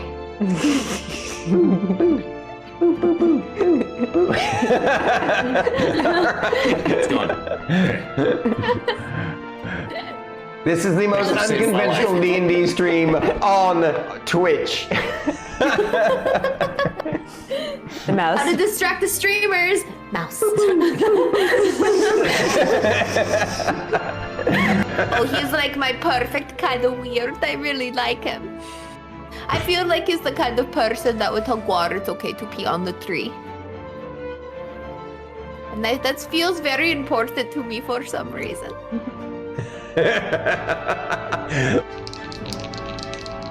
My hair so heavy today. You did wash it. It's full of water. I know. So stretch, right? Stretch, stretch, stretch, stretch.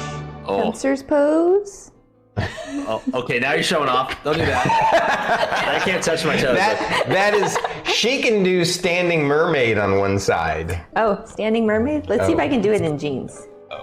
Okay. Foot into elbow. Connect the fingers. Quick save, quick. Okay, cool. It also sometimes does this sound, this random thing. It just happens from time to time. I think it has to do with some sort of decondensation or something. I don't know. It's really weird. But I swear to God, it sounds like an army of masturbating gnomes. Are you sure they're squirrels, Stormy? What? Are you sure they're not masturbating squirrels? No, I'm Like pretty on sure my they're. affiliate I'm stream? pretty sure they're no. You know, just the. It does. It's just sound. It's this weird sound. I can't. But you've proven time and again that your eccentricities are beneficial to not only yourselves, but to the guild and to the land in general. So. We are so special that he pulled out the dictionary for us.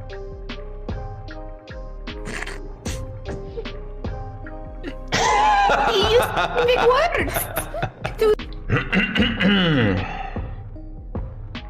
And the day had come. The party was ready to begin their fights in the arena against the number 2 ranked guild. Here they are, up against them. The name, the Loam Riders. Will they defeat them? Will they be beaten by them? And such it went. The battle began. It looked like it was fairly even, but it was not. Soon, 2 party members were down, and the cliffhanger had begun. And you guys are awesome. Fight me. Let's go. All right, we're going. I did it too. You did it too. Yeah. We're gonna go chat dance. Here we go. Oh man. Kids like. To me, is this wonderful? Wait, that's not how you do it. How do you do it? I screwed it up. I can't. Oh yeah, it's this way. It's called the dab. You need to do it correctly. I'm still doing it wrong. Yeah. All right, I'll let you take it away there. It's Dark Kitty. You forgot to hit play. Okay. And we're gonna add cinnamon and a little The extra character, she wants pancakes now. Thank you. There's only one way I'll accept pancakes. Stormy's got to wear the outfit.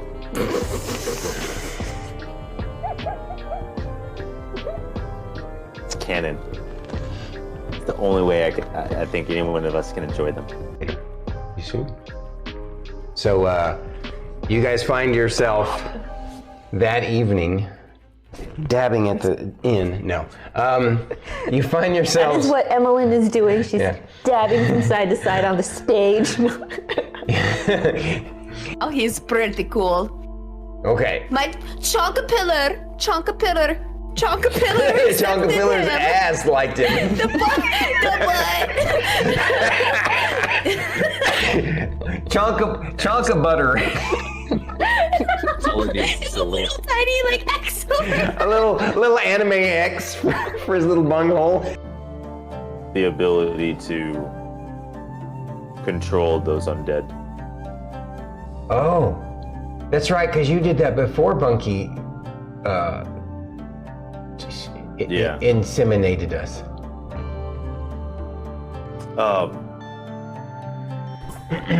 Alright, and the Bob Ross moment has ended. Eating my butt, freaking chair. And that deep-throated person over there, the one with the green hair. Just kidding. We're going down ha-ha. Oh, I didn't mean like that deep. I meant like deep sounding voice. Oops. Deep what? He's got a deep voice, guys. That's what I was trying to say. It's true. Yeah. Do you have a very deep voice? I know I do. It doesn't frustrate you because it's something you can focus your mind on and to help you. I'm going to use the P word, to help you process what you went through. Are you clipping it? Everyone, get some rest. We'll discuss this later, after I've had some time to think. It's And a lot process. to process. Everything. Got 3 good clips so far. I'm processing the rest. What a dick! You snuck it in there. You got me to say it. Looks like you have a question, Fern. Is it the same color, the same blue glow? Yes. No, I think if you scroll over their picture on Discord. Oh, it's only over your own picture. You see it on. Okay. Yeah.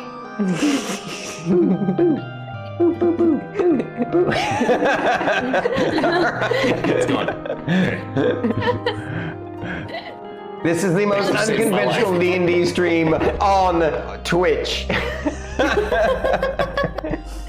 The mouse. How to distract the streamers. Mouse.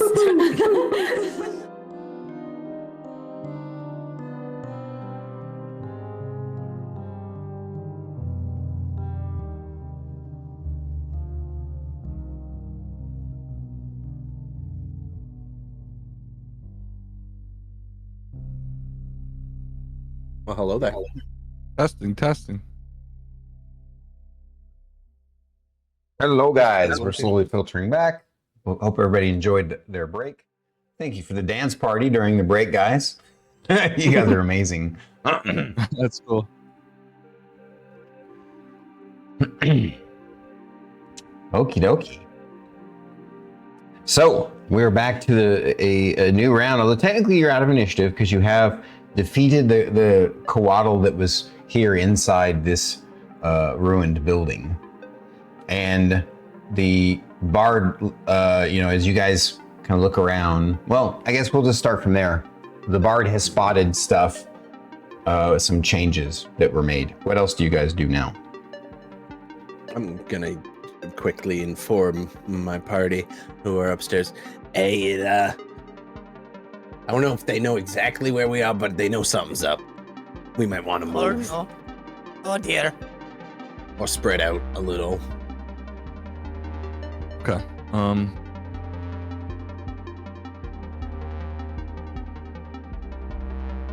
Oh, I need to get my spoon vest. That's my priority. That's the first thing I do. Oh, just of course. outside. Yeah, you got to put that back on. Yeah. Almost like I didn't even hear Bonesy say a word.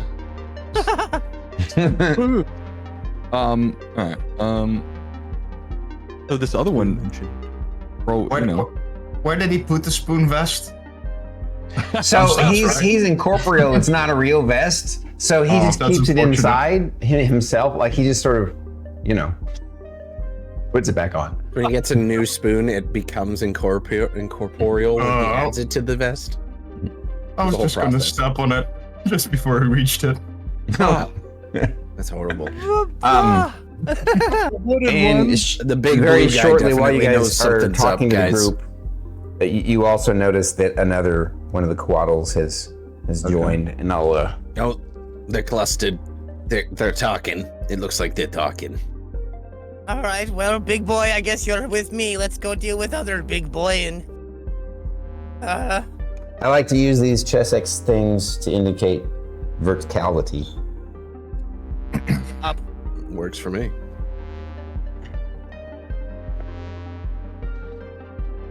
How far up are they from us? At the top of that tower, which is about 50 feet up. Okay. And of course, distance-wise, I would assume that you guys have kind of recongregated in the downstairs, kind of peering out the window and the door. And this guy's dead. And so, yeah, it's roughly.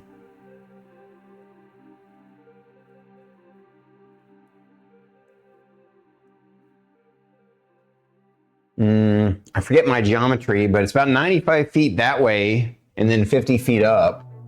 So it is within his 120 feet of vision, and his eyes open and he's looking down. Keep the walls between you and the blue man. All right. That shouldn't be hard. There's lots of walls. Except for Ghosty Boy. You could just move 20 feet that way. Maybe 40. 45. I'm wild. 50 to be safe. Okay. They definitely know where some shit's going down. What are we doing? We're gonna have to get up that tower. That sounds like something you can do. The first one crumbled. We'll be all right. It's true. Oh, Okay. where'd you drink?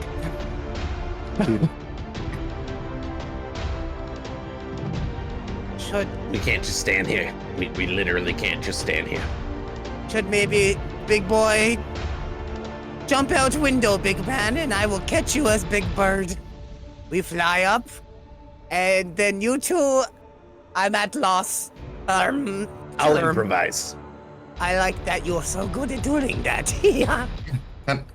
How far can I toss people? How far can you toss people? It depends on their weight, obviously. You're really strong, so and it depends on who you're tossing, how heavy they are. Well, there's only one person who can fly, and that would be Bonesy. I'm good. Don't worry about me. Okay. I will I provide trust him. inspiration and be just the generally sexy bone man that I am. Trust me, I got you. It's Is Bohemian Rhapsody on Impact?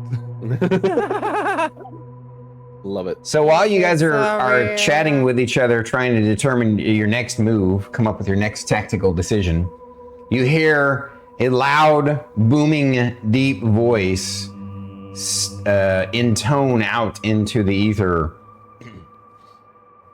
Interlopers, you have come here. State who you are and your intentions, or be destroyed. We can always say that we're a marching band. It worked the last time. I mean, I can try.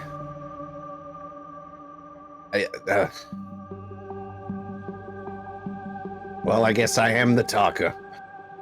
You are the most charismatic of all of us. Poke my head out at the door so he can see me, and I'm just gonna wave, but I'm gonna keep like just this much out in case I need to pull back. So you have 3/4 cover. I respect that. Sure. Hello, my name is Bonesy. I seem to have got lost down here. I am but a traveling musician.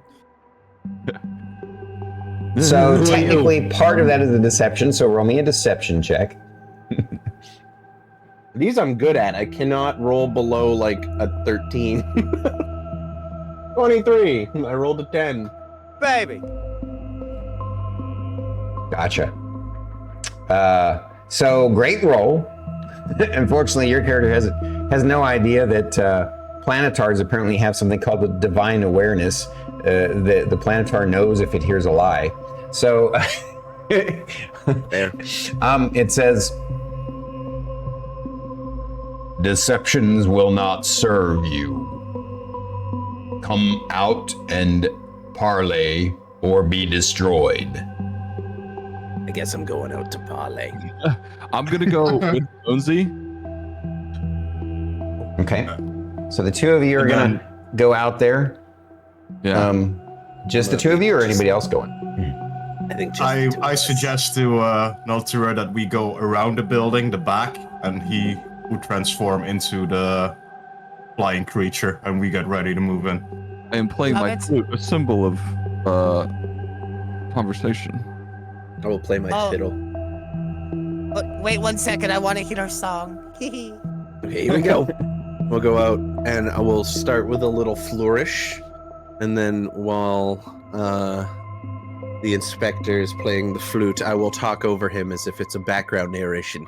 I am BonesyJonesy. This here isn't the Inspector, Spectre, something like that. Something like that. I should know this by now, but you know, I'm not attached. This is my band.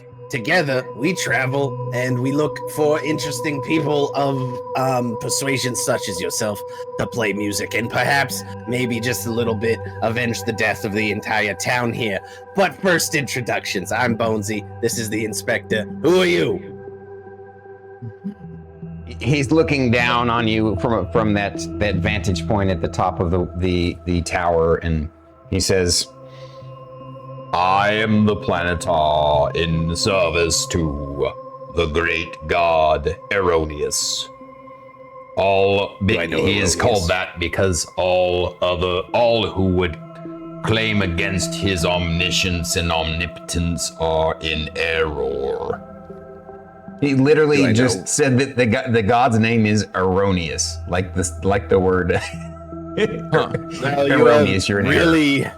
Really literal folk up there, I guess. Do I know anything about this god? No, actually, it must be some sort of new religious development that's happened in the centuries since you guys. We knew that, right? That wasn't there a turnover in the religion? Yes, you did. You did get some intel that there was a new religion that it popped up. You just don't know anything about it. Right. Yeah. Huh. Yeah, the humanoids. Were these those people? Or do we not know that either? As far as the humanoids. You suspect you could put two and two together that these are, because one of the things that you had heard from the intel was that a kingdom with a new religion had risen to kind of spread throughout the surface world, and you suspect that this is likely these guys are these adventurers that came here and took this town, and this planetar left behind as a guardian are likely representative of that kingdom. I'll lean over to the inspector. Do we just go for it, or what? One more question, and I shout. Who are you a prophet for? Guy's clearly some sort of, or he's the guy, but I don't think so. I have been brought forth on behalf of the great heroic champions of Yarn. Champions of Yarn? Never heard of them. They are servants of the great god Erroneous. Any who oppose them is in error. Feels like a bad dad joke that won't quit giving.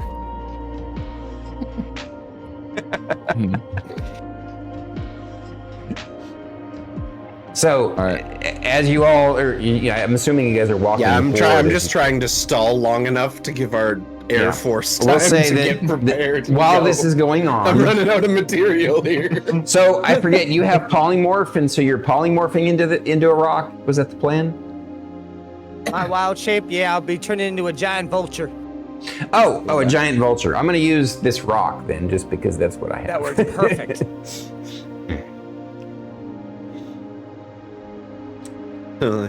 Did you see this one? Now, after you've turned into it, are you wanting to get into a position where you can, like, fly into battle quickly, or sneak in, or what do you guys want to do? Tell me what you want to do. And Get ready to fly up when they run out of material. Okay. yeah, Gotcha. We'll say that you make it through this alleyway here and get ready to, because this rubble is. I have a spell called Enthrall that would make everyone forcibly watch me, and I'm very tempted to use it. All right. Well, we'll say that you guys have moved forward slowly each time while you're chatting, and now that you get to about there, he and his cadre come down off of their perch and sort of hover about 20 feet off the ground. Okay. Would you be interested in hearing a song? Perhaps. What states your business here? This place has been rightfully occupied by the heroes of Yarn.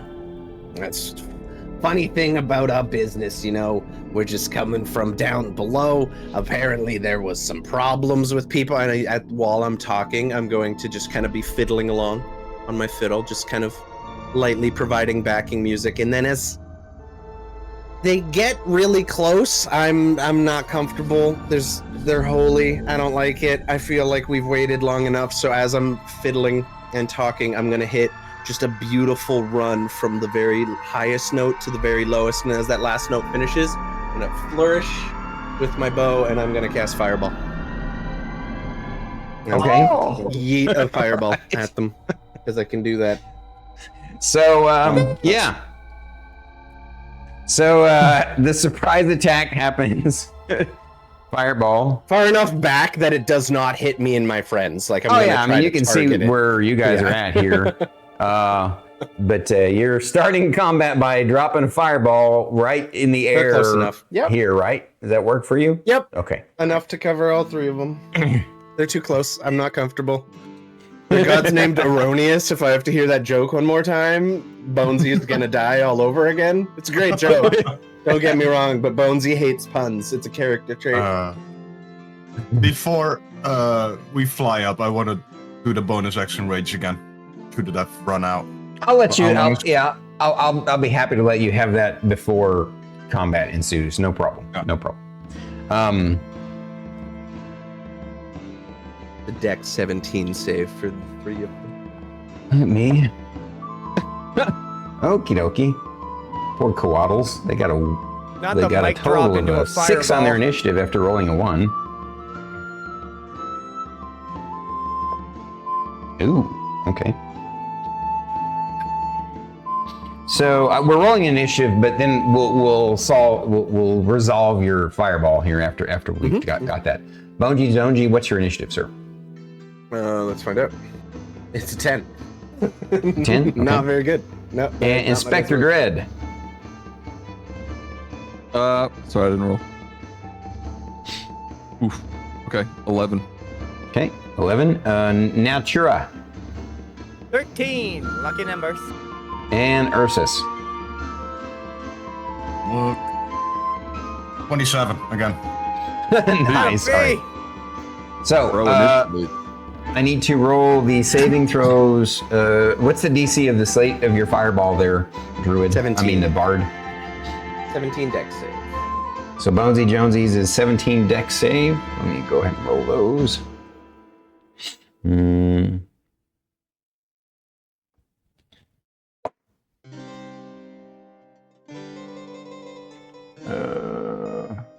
Which enemies do we have? We have the Planetar and 1 Quaddle or 2 Quaddles? 2 coatls. 2 Quaddles. Okay. The 2 cuddle bottles. the coatls both fail their saving throws. Beautiful. The Planetar apparently made his saving throw though, which means he'll take half damage still. Let's roll 8d6. Ooh. Nice. Is a 22 total fire damage and half for the people who succeeded. So 11. So you rolled 22 for your fire damage? 22 fire damage. All right, so the Should have upcast. the big guy is going to take Half that. Unless he has resistance.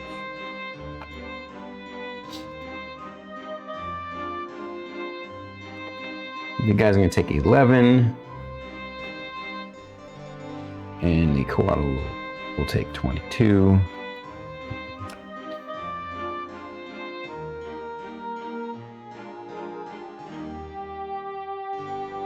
Took a move from the Inspector's playbook. Don't tell anybody and attack things. Oh, it's just so fun to surprise. All right. I love the way you guys rock, and it makes sense for your characters. So, Ursus, technically you're up next, but you're just holding on to the rock. You can obviously, I'm not rock. He's a, what'd you say you turned into Vulture. again? Vulture. Giant Vulture, yeah, giant vulture. All right. But his name is Rock the Vulture, so I mean, confusion is Makes sense. understandable, yeah. All right, perfect, thank you. I'm gonna get ready with my bonus action rage, and then I tell Naltura to fly up and target, or just fly pretty much above them. All right. So you're just gonna basically wait your turn to be able to do something at some point. Okay. Pretty much. All right. Let me get. Well, I want to go now that Bonesy cast his fireball. Well, yeah, no. I mean, obviously, but like since you're riding the giant vulture, you can't do anything until his turn. You can throw or some shit. So what you could do is you could you could basically delay your turn to go after your mount if you want to do that. Yeah, I'll do that. I'll do my my bonus action rage, and I'll wait till Naltura does his action. Gotcha. Alrighty. Not sure how I'm gonna do this. Do I have another bird creature that would be better? No. I'll just combine them like this. All right. And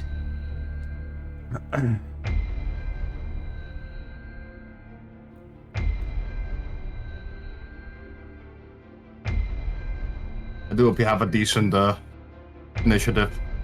yeah, it's too bad you're tied to your mount at this point. By the looks of it, not so much. Yeah.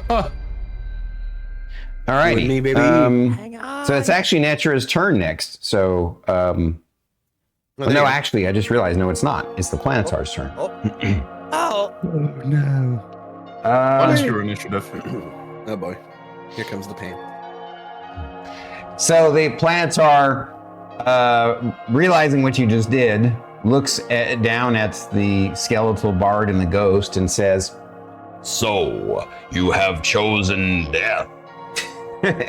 and it returns fire from your fireball, hitting the two of you with a flame strike. Ooh, fancy. I need you all to roll me a dexterity saving throw, please. That would be BonesyJonesy and Inspector Dread. It would be a 24. 10. Oof. 10? I piss him off and you take the brunt of it. Perfect. Good deal. Yep, works for me.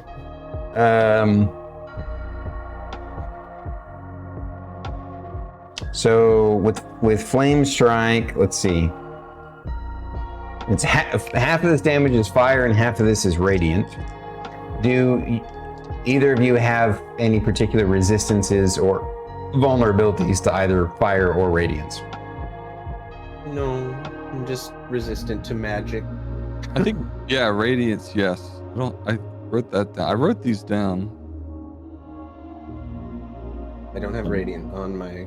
I think it was Fire necrotic that you were all. Well, you're immune to necrotic. I think I indicated to you guys that you're actually healed by necrotic damage. Yeah. Mhm. So There's lightning too. Mm-hmm. Right. but you're not taking any extra damage from the radiant, right? Right. Okay. Unless this counts under my magic resistance or I get half damage from any spell attack, then no, I'm not resistant. Oh, the magic resistance I gave you gives you half damage against spell attacks, or it just gives you advantage on saving throws against spells? I think both. Oh, did I indicate to you that it was both? Yeah. Okay. All right. Yep. Then you're going to take half of the half. Okay.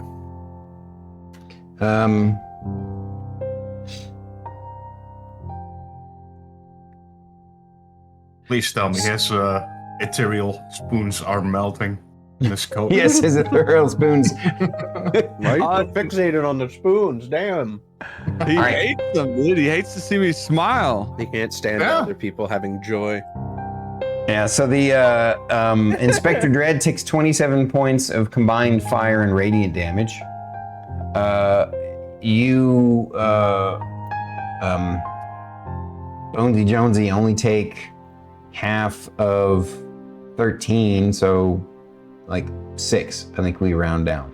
So Oh, you ran down. Beautiful. Merciful. Okay. Ouch. Sorry, I thought he'd come right after me. I didn't think he'd get both of us. That's my bad. It hurts to care. am I the only one old enough here to know that he's doing a Beatles impression? I got it. Just like a No, I got it. bad, obnoxious beetle. Oh no! Oh no! Lucy's All right, in the so sky. that I've got a was song about an octopus. the Planetar's turn. Next up is going to be Natura. Song about an octopus. Whoop. I'm gonna go ahead and fly and use my action if needed to get me there. I got a 60 foot fly speed, but when I'm carrying someone, would that be halved? No, what I'll do is I'll have you make a an athletics check. And if you succeed on the athletics check, it doesn't necessarily slow you down. Ooh, I rolled a nat 20. Yeah, Nice. you easily are carrying the big guy, and you would have to go up. I think I said he was 30 feet up, right? Or 30 20 feet, feet. yeah. I think I said 20 feet up. Yeah. Oh, bless you. So he's hovering Merciful. 20 feet off the ground. So you only have to, but you have to come up over the rubble, which is about the same height. And then so that's 20 feet up, and then. Do you want to get into melee range for your mount guy? Yeah. All I right. want to get my big boy right up in within slapping distance. Just slightly above it. Above them, that's You want what I above? said. Yeah. I love it. All right. So then you'd have to go like 25 feet up. 25, 30, 35, 60. 60 feet would get you not all the way there unless you take the rest of your move. Take I'll a do that. I'll- dash action. You want to do that? Yep, I'll do everything I need to get my big boy hair right there. All right. And that'll be me. I'm just gonna hover there, just right above him, just screaming. One long shriek. It's, "Ah!" All right. Sounds good. I'll switch up my playing to harmonize with the note. Finally, I'm part of the band. I'm finally singing. I believe now, because he's delayed to go right after Natura, it's Ursus' turn. While we fly up, you will be hearing.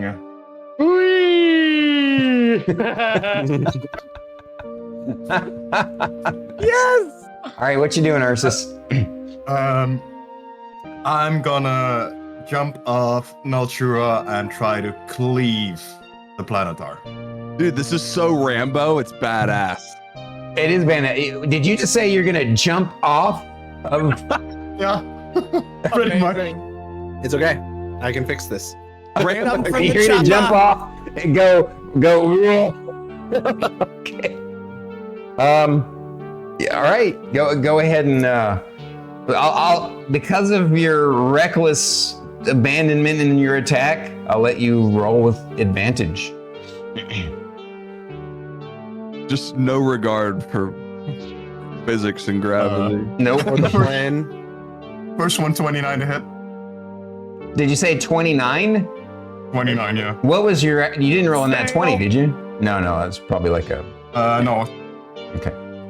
Yeah, that's I got definitely a plus hit. 12. Damage would be. And you're raging, so you're gonna get to do extra damage, correct? Raging, I don't think it gives me extra damage, does it? Oh, it doesn't? Okay, I always forget, because It should. 5th Ed barbarians are a lot different than 3.5 barbarians, so... Raging I- should give you bonus damage on your melee attacks. No, it gives me advantage on strength checks and saving throws, by the looks of it. Melee damage with strength weapons. Oh, it does give me. Told you. I think that's We the have plus 8 many then, isn't it? Yeah, let me take a look here, Hold on, barbarian. take me on.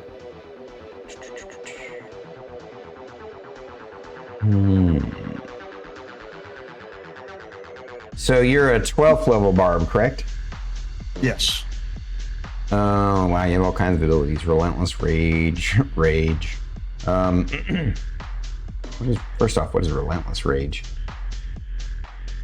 Starting 11th level, your rage can keep you fighting despite grievous wounds. If you drop to 0 hit points while you're raging and don't die outright, you can make a DC 10 con saving throw. If you succeed, you drop to 1 hit point instead. That's pretty cool.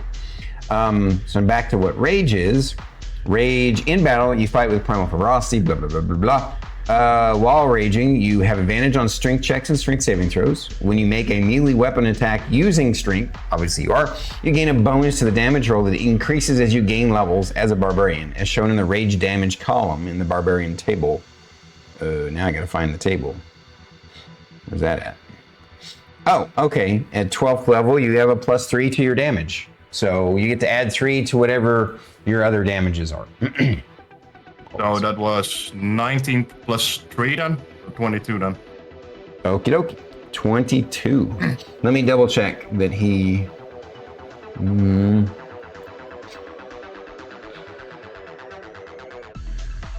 Yep, no, he doesn't have any He has some immunities and resistances, but not to your magical hacking axe. Okay. Okay, you made your attack on him, and I'll say because of you're coming down, you hit him once, and then if you want to kind of, as you're falling down, swing again to get your second attack off. That one's going to be a disadvantage though, because you're falling at the same time. Like the other one helped you hit better, but now that you're falling, the second one is going to be harder to get his knees. Okay, then I'll roll my second one at disadvantage. It's still going to be a 25. Nice. That definitely will hit. And damage is gonna be 15. With the +3? With the +3, yes. Okay. Alrighty. And now you effectively fall 25 feet. 20 feet, yeah, so 20 feet. Yeah.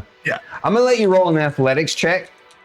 Actually, either athletics or acrobatics, whichever one you want. The DC on the athletics is going to be a little higher, but you probably don't have as much in acrobatics. So no. Roll me whichever one you want to roll, and I'll tell you what happens. Athletics 20. All right. So you succeed in kind of reducing the impact of the distance. So you're only going to take a fall as if you fell 10 feet instead of 20 feet. So you take 3 points of falling damage. Okay. Damage. 3. Basically, you kind of twist your ankle a little bit. Okay, sort of. Damn. And I'm gonna try to move back towards Jonesy and Red. Okay. So you would have gone, whoa! And then I'll say that you used up 5 of your move. What's your total move? I think it's 3rd. As a barbarian, it's probably a little longer, I think. Walking feet is 40 feet. Okay, yeah. So you used up, like, with your jump, maybe 5 of your move. So 40, 35, 30.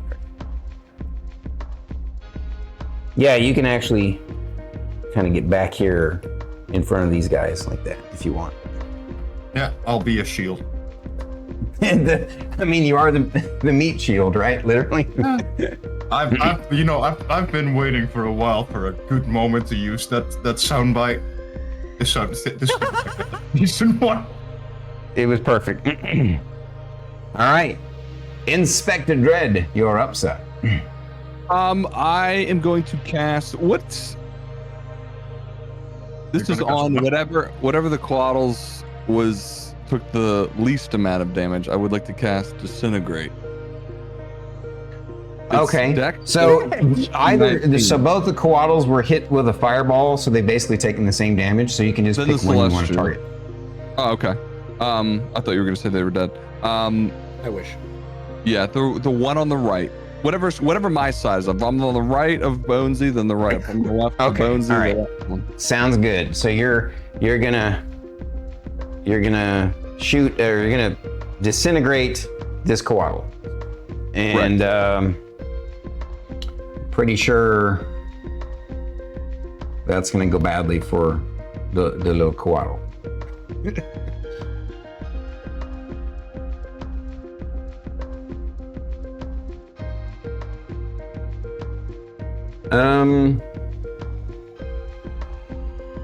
It needs to make a dex save. What's your DC, sir? 19. 19.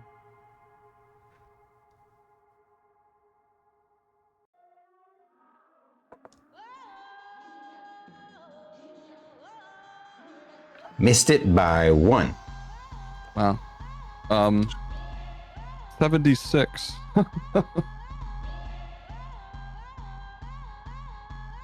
Yeah, so you guys see him point a silvery ray at this Coatl, and it instantly disintegrates.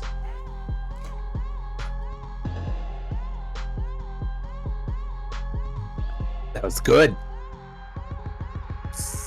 Nice. Bug zapper. One less target now. Any other bonus actions or moves from you, sir?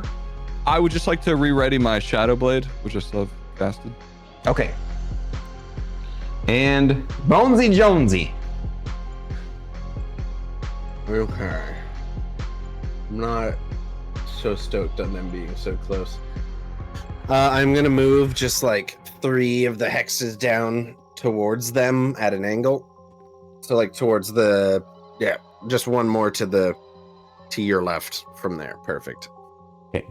And I am going to continue playing my fiddle, but I'm gonna go up to the highest string and just drag the bow over it and make this god-awful screeching sound. I'm gonna cast Shatter at 2nd level, trying to hit both the Planetar and the dude. It is a 10-foot radius sphere. Okay, 10-foot radius sphere. So you're obviously going to try and avoid the vulture, right? Yes, I am very actively avoiding my druid friend.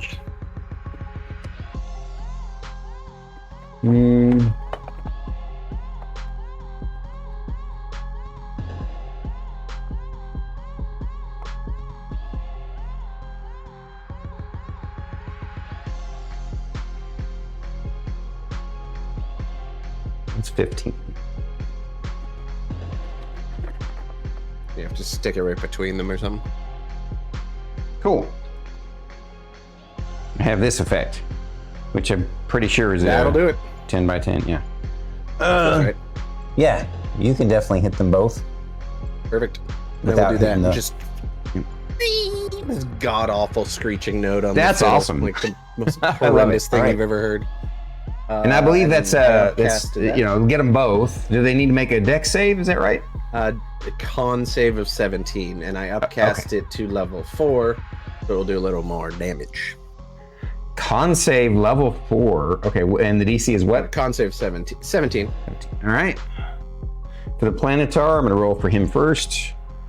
The first He's time got in my magic life I cast a resistance, spell so at he 4th gets to roll level. 2.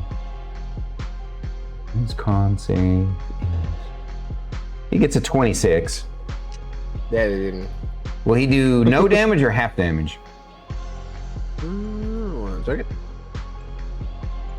Half as much on success. Gotcha. It's 5d8 thunder.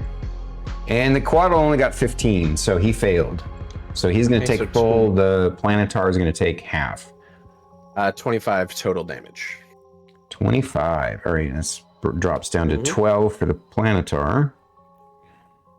And I'm gonna hold that 20 note too and just kind of drill on it like. Nice. You guys are playing up a storm. All right.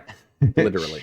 That was the bottom of the round. Now we're back to the top of the round, which again, because Ursus effectively goes at the same time as Natura, is now the Planetar's turn.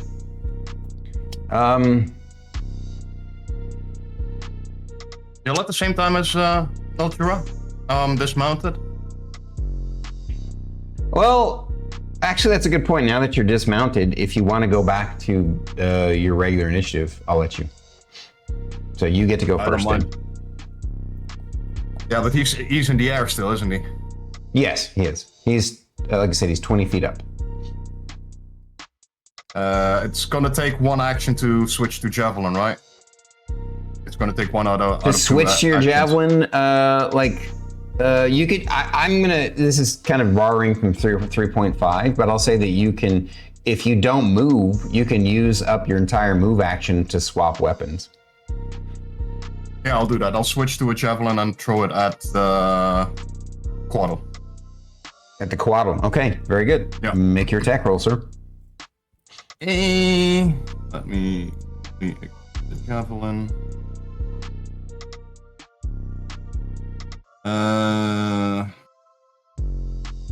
That's a 23 to hit. Yes, despite the incredible dodginess of the Quaddle, you are able to pierce it. And damage is 10 damage. Okay.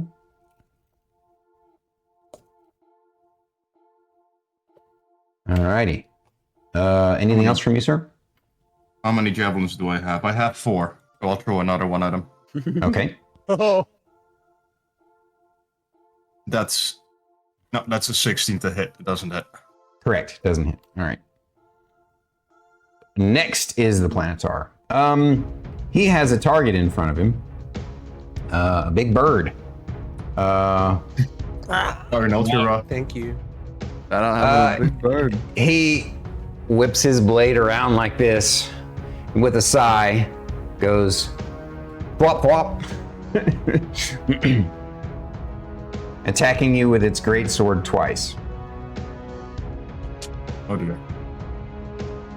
What's your AC there, birdie boy Nitra? 10. Oh God. Your AC is a 10 as the vulture? Yeah. Wow. Oh God, okay. It needs to not roll a 1 to hit you then. Flying beasts aren't exactly beefy until you get like level 17, 18. Okay.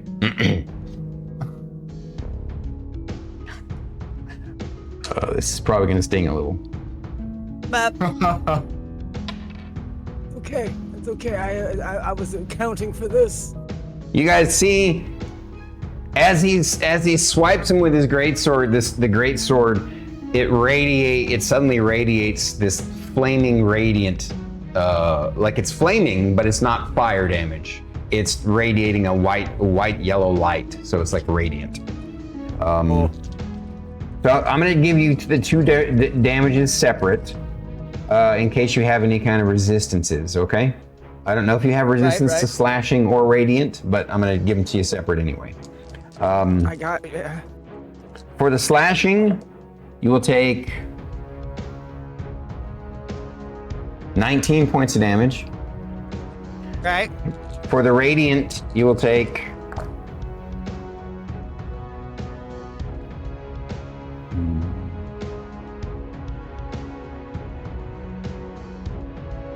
22 points of damage. Okay.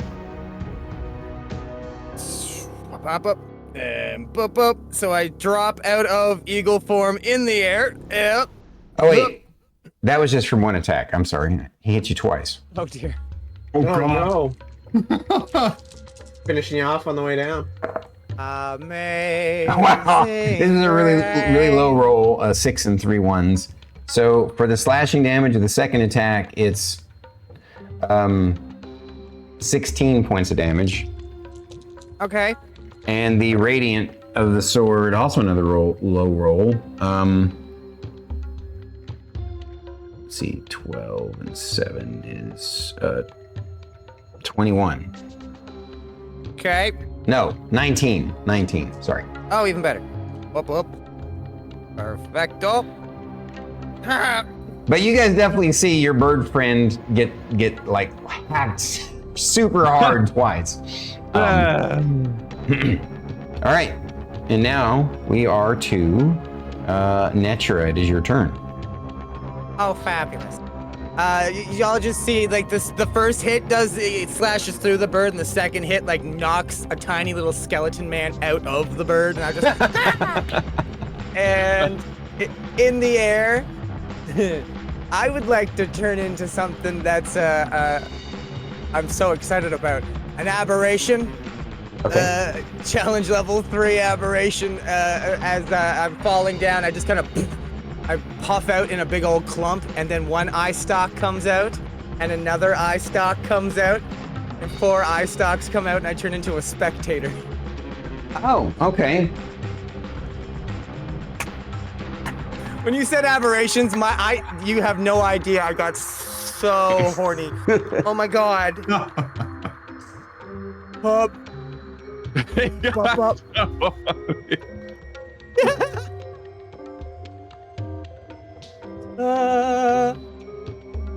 So you want to actually be just floating right above the ground? Right wherever you would think I probably fell a little bit, but then I just kind of stopped and. Oh, so you still want to be in the air? Yeah, right below him. Just. All right. Do you want to, if you're going to be below him, I'll just sort of do it like this. So you're a little bit below him. Do you want to also move, since you can? Yes, I would start to back away as long as I can stay within 90 feet of his vision. because Okay. as I'm backing away, floating towards my Right. group a little bit, I'm just gonna, some of the eyes are just gonna train on him, and I would like to multi-eye attack with Wounding Ray first, so I need a DC 13 con save. All right, before you do that though, since when you wild shape, isn't that your action? As a double check. Moon Druid, it's a bonus. Oh, it's for the druid, it's a bonus. Oh, okay. For, So then Moon you still Druid, have an for the action. moons. So I will say this though, because you're taking an action and pulling away from him, he will get an attack of opportunity on you. Unless you wanted to stay within melee range. I'll stay within. Yeah, I'll stare him down. Sure. See it. Up. I looked at my hit points. I'm like, not the best. So yeah, I'll stay. All right, so you're gonna do your eye stalks. He gets 2, I believe, 2 of the following. Yeah, on an action, and first one's gonna be DC 13 con save for a Wounding Ray. Okay.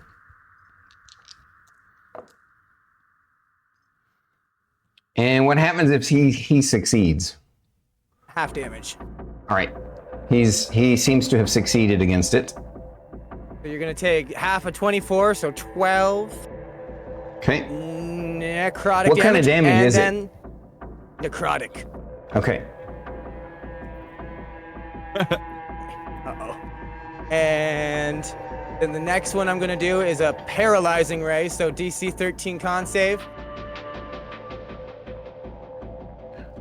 Okay. DC 13 con save. Yeah.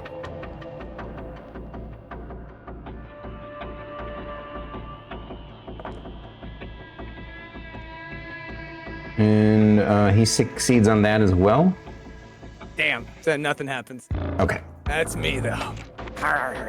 He's got an insane con save. I only needed, like, he actually couldn't have failed that because Damn it. if I had rolled a 1, he would have had a 13. But your character didn't know that, so. That is okay. Whoop. Alrighty. That's gonna be me. So next then is gonna be Inspector Dread. Okay. I'm gonna do a 4th level magic missile.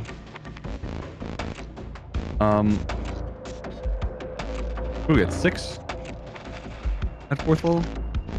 Let's see.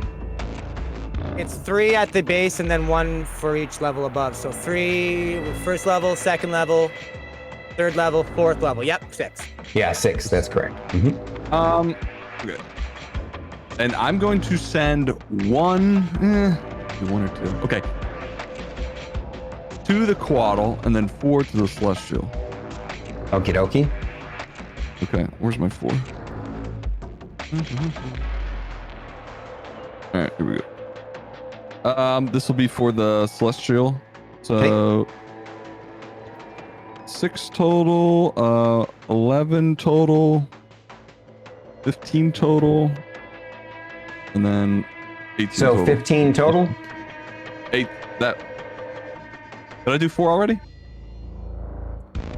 Oh, well, I guess I'm confused. You were adding all 4 of them up, and what was the total for all 4 of them? 18. The 4th. Oh, one. 18. Okay, gotcha. Right. Yeah. And then these are the 2 for the Waddle. Okay. 9 total. Okay. All right, the Quaddle is still up, and obviously the Planetary is still too. Anything else? Any moves? Bonuses? I am going to. How far away am I? I'm trying to figure out whether or not I want to move forward. Far enough away from the creature, from the angel? Just from the whole, yeah, them in general. About 45 feet this way, and again about 20 feet up, so roughly 50 feet. Okay. I'll just re-ready my Shadow Blade, and that's it for me. Okay.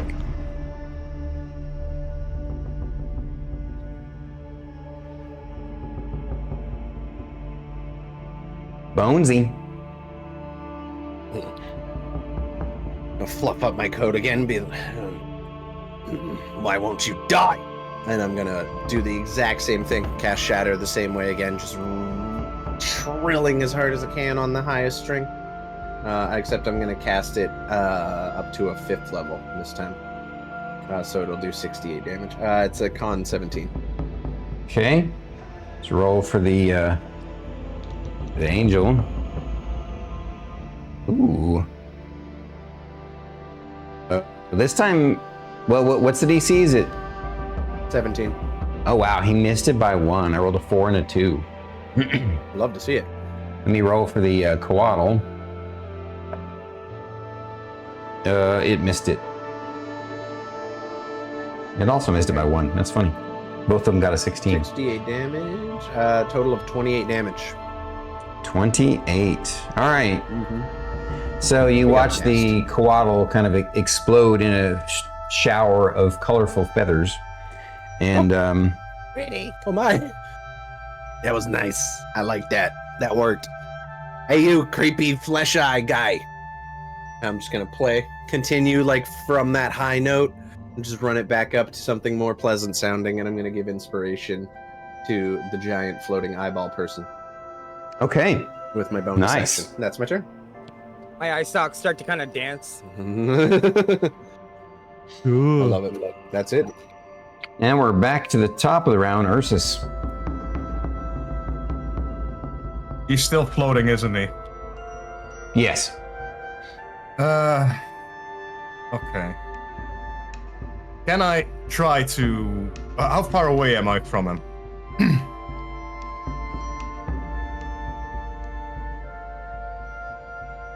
Roughly 40 feet away at an angle. And he's still 20 feet up? Yes. Okay. Would it be possible if I sprint towards him, jump up, and try to embed my axe in his chest and try to pull him down to the ground? A 20-foot high running jump, probably not. I could see you potentially running up and grabbing his feet, though. Yeah, I'll do that. Okay. The other thing about you trying to embed your axe in him is that your buddy's right in the way of the two of you. Oh, yeah. So. I'll try and grab his feet and pull him down then. All right, so you're gonna run up and jump up and grab his feet. So first, I guess we're just basically gonna, I'm gonna have you roll an attack roll to hit him, but I'm gonna take away his natural armor, so he's only getting his dex bonus. So go ahead and roll basically what would be a melee attack without your weapon. So a basic strength roll then, with proficiency bonus. Correct, exactly. So that would be 14 plus 4, 18. That's not gonna do anything, is it? No, that actually gets there, because without his natural armor, his AC drops to a 15. So he didn't dodge it with his feet. So now we roll basically grapple checks. So you roll me an athletics check against his athletics check, and whoever gets the higher roll either succeeds or stops it. Okay. I rolled a 24. He rolled much lower. So you succeed in jumping up and grabbing his ankles. You see the big guy just kind of holding on to his ankles, hanging down below him, and kind of pulling the planetary down. He's like, what the hell?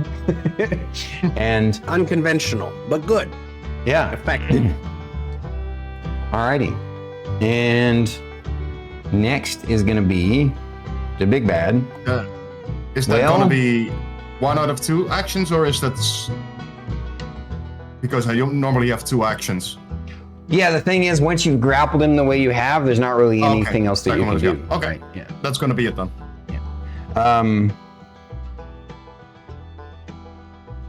So I'm gonna have, he does not like the idea that someone's gonna try and ground him. So instead of attacking the spectator, he's gonna attack the person that just grabbed his feet. You're welcome, Naltura. What a friend. I don't know what. What's your AC there, big guy? AC is 20. 20, all right. All right, first one's gonna hit with a 24. And the second one's gonna hit with a 29. Oh, wow. That's rough. And I'm just, you're not resistant to slashing or radiant, correct? I've got immunity to poison and all physical damage from non-magical attacks. Right, his attacks are considered magical, so.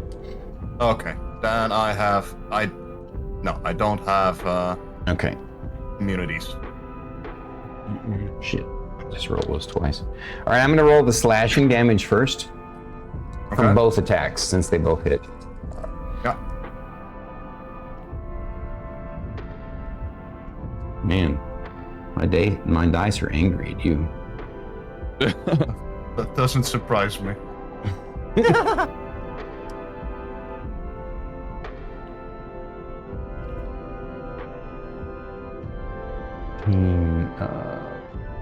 So 45 slashing damage, Holy shit. Okay. and the radiant damage is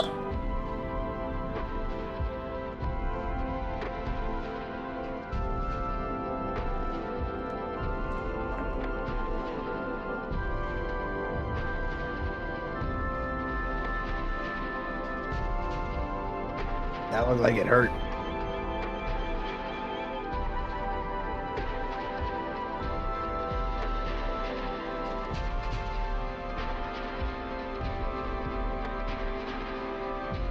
uh, 45 radiant damage. Ooh. Wow. Okay. It's okay, guys. It's just flesh wound. It's okay, guys. It's just Kieran.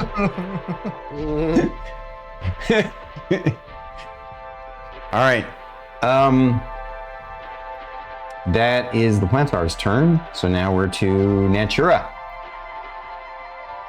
Alrighty, now Tura, the ball of eyes, is gonna go ahead and try a fear ray this time on the Do big it. man.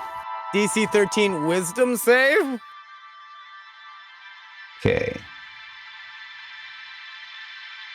I'm gonna let you, since you rolled so well on wait, was it you who rolled well on the knowledge of the planets are, or was it somebody else? That was on the Coatls. It was the Coatls. Yeah, it was Who the was it that Inspectre and I rolled who to have really some high. knowledge of the Celestials? Tarkonix. It was Yeah. Tarky. Okay, all right. All right, so since your character doesn't know that. Yeah, all right, so you try and hit it with a fear ray, and as soon as it hits him, the way the beam hits him and kind of disperses, you get the sense that it's immune to fear. That's that tracks. Yeah. A lot of the eye stalks just kind of go. Yeah. And then I'm gonna look down at my big, wonderful Ursan friend, and I'm gonna think, this might work. One of the eyes just points at him, the same one that was hurting the other guy earlier Mm-hmm. with necrotic damage, and it just. Okay, which effect is that one again? A wounding ray, but it's necrotic damage. Nice. All right, you can choose to not make the saving throw if you want.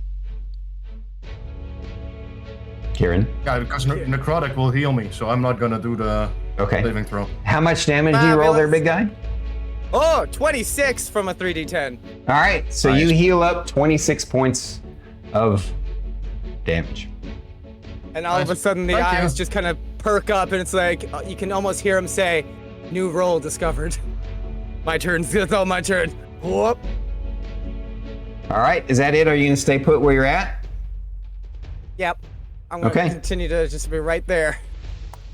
Inspector Dread. Okay. Ba-ba-ba.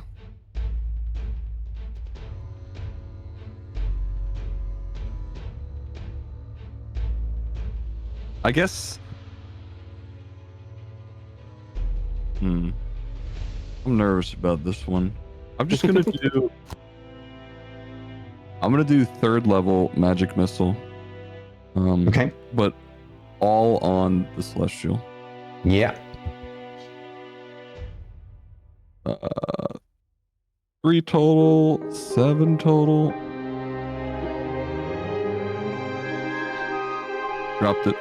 11 total. All right, 11 total damage from all 3 attacks. Well, I get 5 at 3rd level, I think. Oh, sorry. Okay, go on. Yeah. And then Goddamn. yeah. So 19 total on the celestial. Nice. Got And it. then I'm gonna ready counterspell. Okie dokie. And then I'll just in case. And then that'll be. Is that a reaction or That's a an reaction. action? You don't have to ready that one. Oh, okay. Let me see. Well, Yeah. Yeah, I don't. That you just whip out when you need it. Yeah, I think it's a reaction spell, so you don't actually have to react or have to choose to ready it. Let me see. Casting time, 1 reaction, correct. So yeah, if he casts a spell that you can potentially counter, then you can just say, yes, I want to react to that. all right. Well, if that's the case, then I still have Shadow Blade until then. So yeah, that's it. Okay. BonesyJonesy.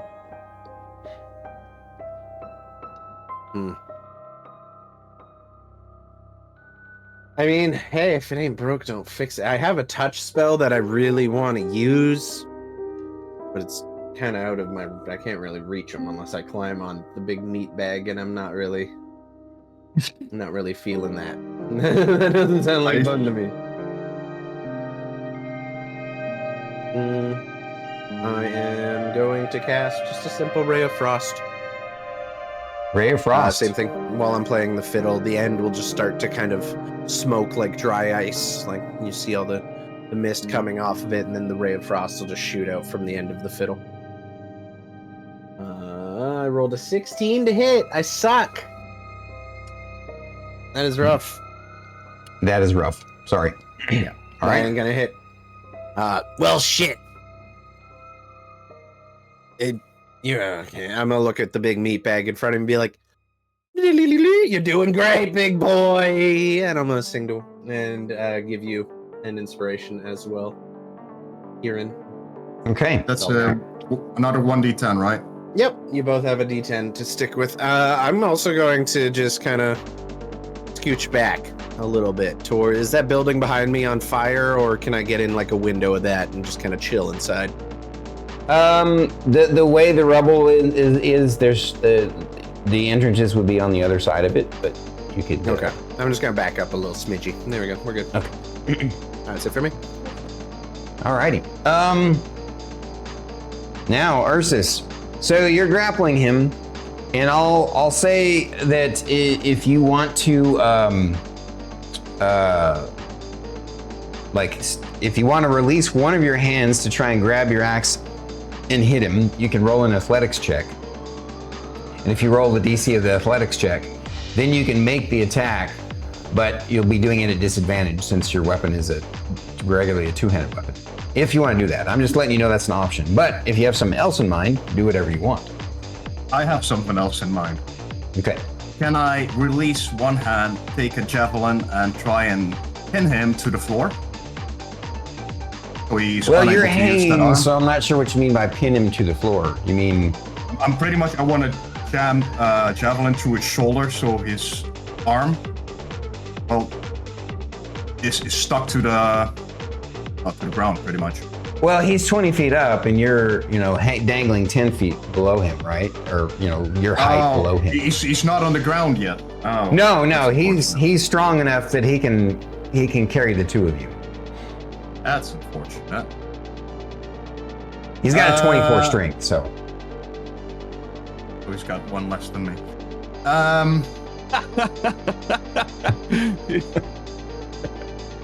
That was a flex from Kieran. Keep dragging him down.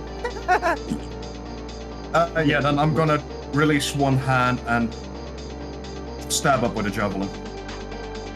Okay. Sure.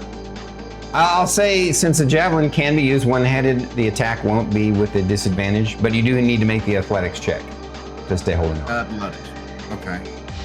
Athletics is 19 to hold on. All right, so you successfully hold on. Now make your attack roll with the javelin. 30. That's a hit. Roll your damage. And obviously you're not throwing it, so use your strength for the damage instead of your dexterity. Okay. It's just flat strength? I mean, if they're magical, then you can add that too, but... No, they're not magical, they're just... Whatever the normal damage item. dice is. You just add also your strength are still to your raging, dexterity. correct? Yes. So you get to add that too.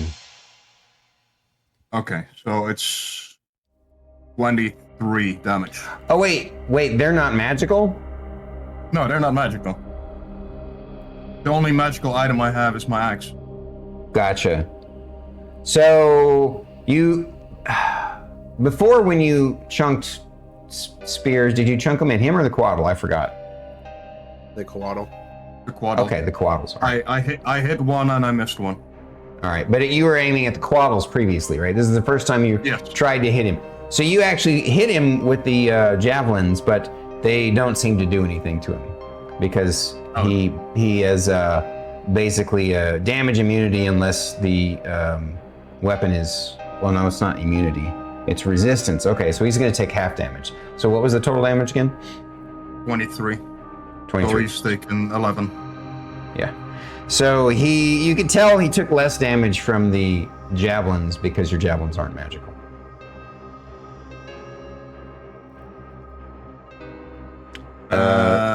Anything else?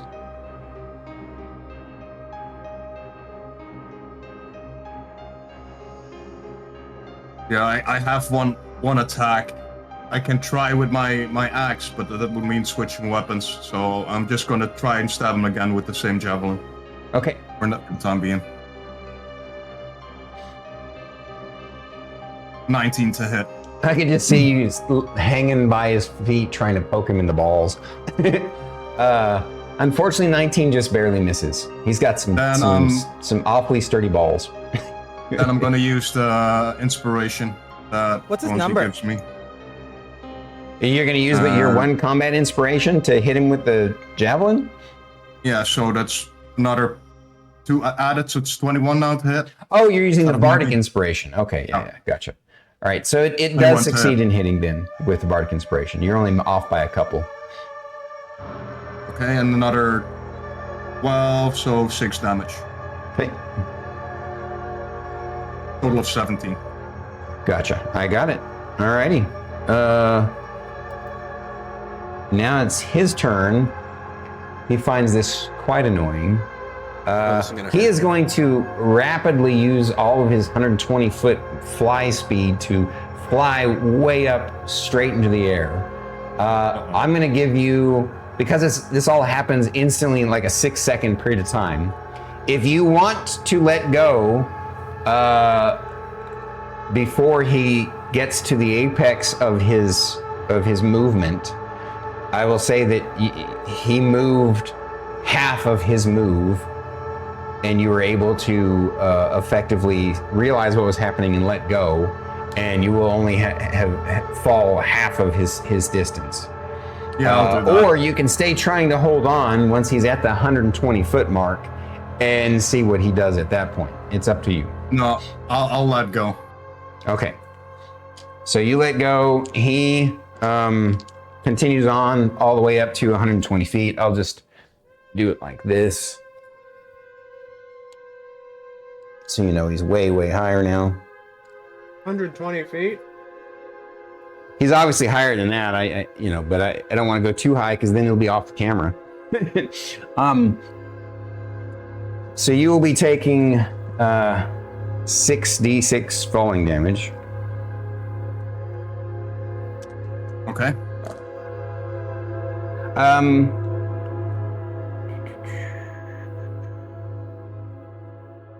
Like I said, though, you can roll. I'm going to let you roll an athletics check or acrobatics, whichever one you want. Acrobatics has a lower DC, athletics has a higher DC, but if you hit the DC, then I'll take one of the D6s off. I'll roll athletics, which is a 24. Okay, I'll take one of the D6s off.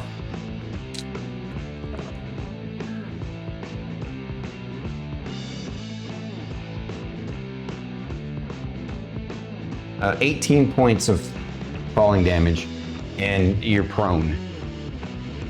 Okay. it takes half of your move to stand up, just to let you know. Okay. I am All quickly right. going to be right back. So he goes up 120 feet, and that was just his move action, so he can still do an action. He All right.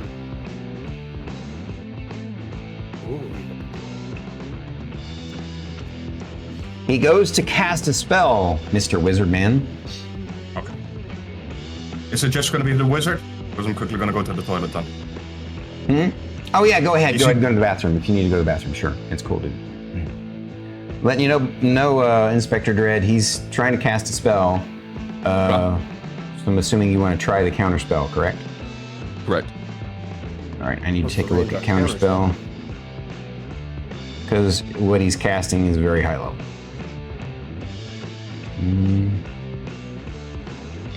Let me double check the range. Ooh, he wouldn't do that because he'd be out of range. Yeah, let me back that up.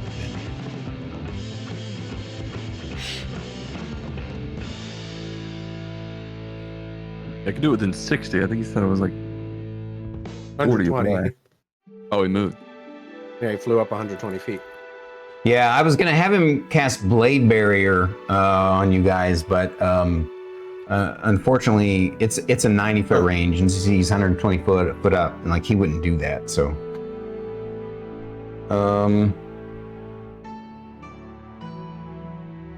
that makes sense. He would do that. He flies 120 foot up, and then he vanishes. It makes it. Wow. The spellcasters thinks he went invisible.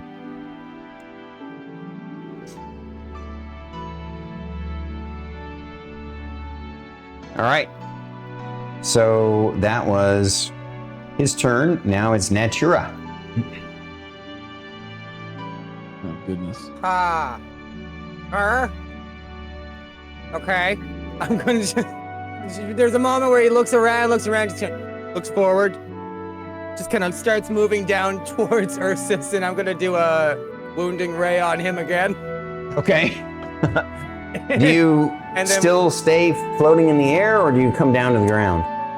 I come down to the ground a little bit, yeah, closer Okay. to Ursus, because I'm just like, Let's I don't get know a- where he went. And I do have telepathy, so I'm in his head. I'm coming, buddy. And it's gonna be 18 for him when he. There we go. And then I did nothing else. I just kind of using all my eyes, and I'm just looking around. They're getting kind of knotted up. Okay. And that's me. All right. Use your wounding ray on Ursus again. For how much? Kieran's gonna get 18 points back to him from my wounding ray. All right, Kieran, you got healed for 18 points of wounding ray healing. Yeah, okay. And it's now Inspector Dread's turn. Okay, question.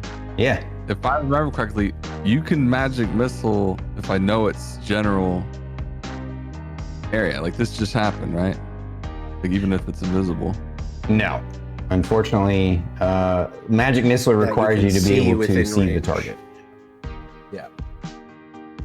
Okay. There are very few spells that will target an invisible. Now, I will person tell you directly. this. I don't know if this is a spell that your character knows, but the spell Fairy Fire is a small area. It's like a 10 by 10 square, I think.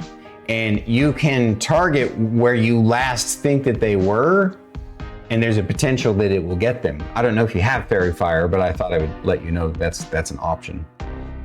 Nah, I do not. I'm aware of it. That would have been cool. So who's around me? Is anybody around me? I'm a few feet to your left.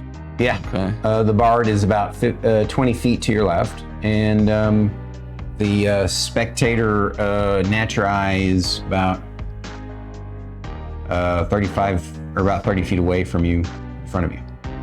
I'm gonna trap us within a wall of force. Oh, okay. All right. So what size wall of force did you want to create? I think there's a limit. Let's see. Yeah, I mean, if Ryan's only 30 feet away, I think that should be enough. You're trapping us? Yeah, until we can see this thing. All of That's us actually are really am I clever. excluded on this one?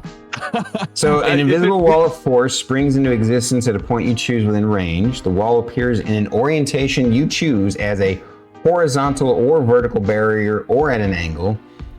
It can be free floating or resting on a solid surface. You can form it into a hemispherical dome or a sphere with a radius of up to 10 feet, or you can shape a flat surface made up of 10 foot by 10 foot panels. Each panel must be contiguous with another panel. In it, you can do 10 foot by 10 foot panels. So it's a radius of 10 feet. So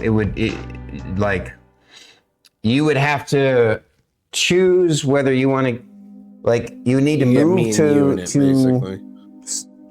Actually, if it's a 10 foot radius, 20 feet total. Whoops. Can I move?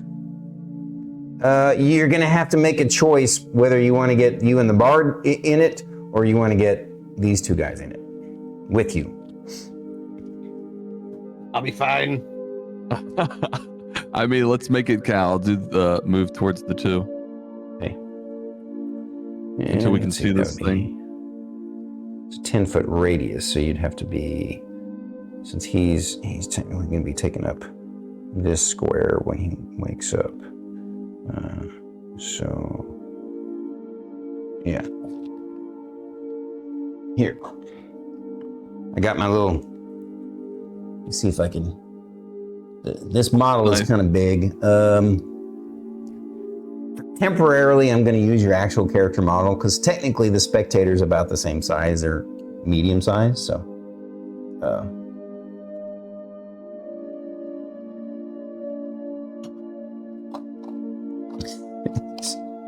This is technically a 10 by 10 cube, so.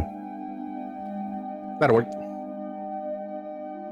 I have to cut that part off so it's less awkward.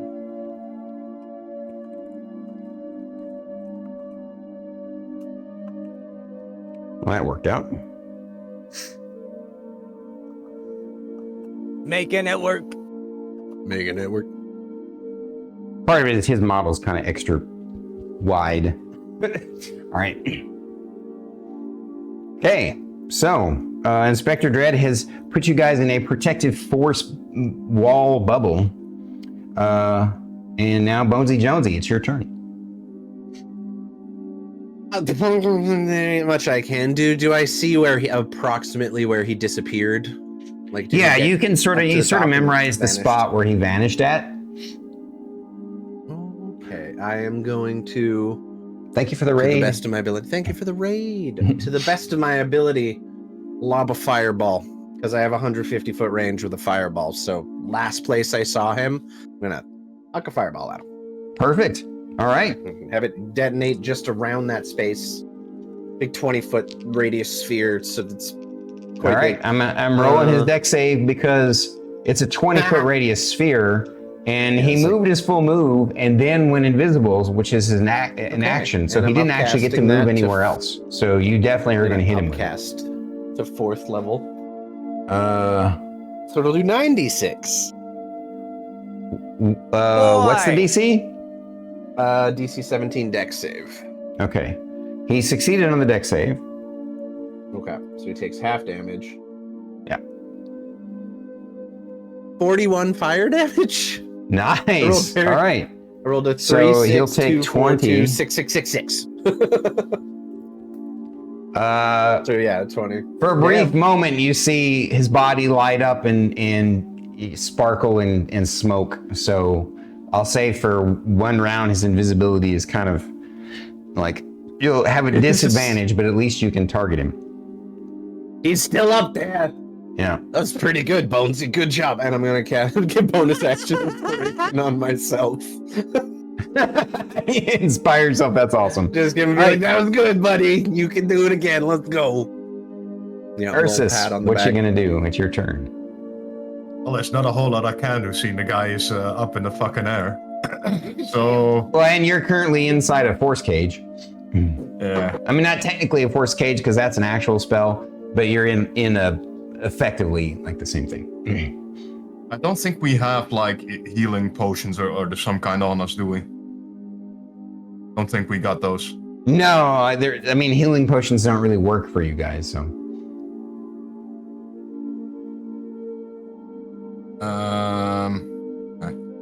He with lightning. Yeah, but I don't have lightning. Lightning or necrotic, if somebody would hit him with that, that's true. That would. He is visible, you said? He's barely visible, yes. Let's see, what's the range on that fucking thing? I'm just gonna use the one that smiles and point it at him and see if I can hit him with that. With a smile? Yeah, wand of smiles. With a smile? Wow. I mean, not All like right, what did anything that do can go again? through the wall anyway. It's a DC 10 charisma saving throw. Or he's forced to smile for 1 minute. All right. Without even rolling, he automatically makes that save. That's But that you can't. I have to do something. You think you see a bit of a smirk for a brief moment. Through the crispiness. And now it is its turn. Hi. You can't see the dome. It might try it. We don't know. Yeah, I mean that's what it would do. There's now one. It recognizes what spell you cast, so it goes zoom. It can true sight literally see the dome. Right. Like it is basically a translucent glass fishbowl that he can clearly see. Yeah. Just broke. What's your AC, Bard? As he's flying towards me, be like, "Hi, it's good to see you. I love my adoring public. It's a 15. It's a 15 AC. Okay. All right. This is gonna hurt. Make it All count, right. boys." One hit. No way. I rolled a 2. He missed with his second attack. Wow. It went between his ribs. And you don't have any Between them. resistance to radiance, right? No, that's the only thing I'm not resistant to. All right. You're not gonna hit me. You're not gonna hit me. Oh, you hit me. Can't get me. All right. He wallops you with his great sword one time for a total of 43 points of damage. Fuck. 43? Yeah. I am below half. That's rough. I know that feeling. All I right. take the hit and be like, hey, you know, that's really a great sword. I see what you did there. All right. It is now Natura's turn. All I right. just picture this giant floating eye like squished up against the edge of the wall. I'm gonna drop with a bonus action my shape, turning back into a tiny boy, and I'm going to go and I'm going to just sort of rest my whole body up against Ursus's leg and just say, "You're going to be fine." And I'm gonna cast Blight on him. Blight is necrotic? Yeah, baby. 88. Boy, is it ever? Wow, that's 88? awesome. 2, 3, 4, Oh. 5, So, 6, 7, um, 8. Let's see. That's awesome. By the way, arigato gozaimasu. Thank you for the follow, Wolverine K. I can't read it from here. Sorry. KJ91. Wolverine KJ91. Very cool. Bop. Thank you. Bop. And thank That's you for gonna the be raid 30. again. Earlier we got raided by the lovely Maiden 1993 or 83. I can't. 83. It's a cool 83. name. Good raid. I'm gonna- Good homies. I'm gonna. Did she say anything in chat? I'm gonna drop her a follow. It's so hot. He's so warm. My streaming pod has no windows or And thank you to ventilation. the shout for the shout out. Whoever did that. think Oh, I was already following. Excellent. I'm melting. Oh, Exactly. Bubba sorted out the... All right. So you already gave him his health. You already took the health back, right, Kieran?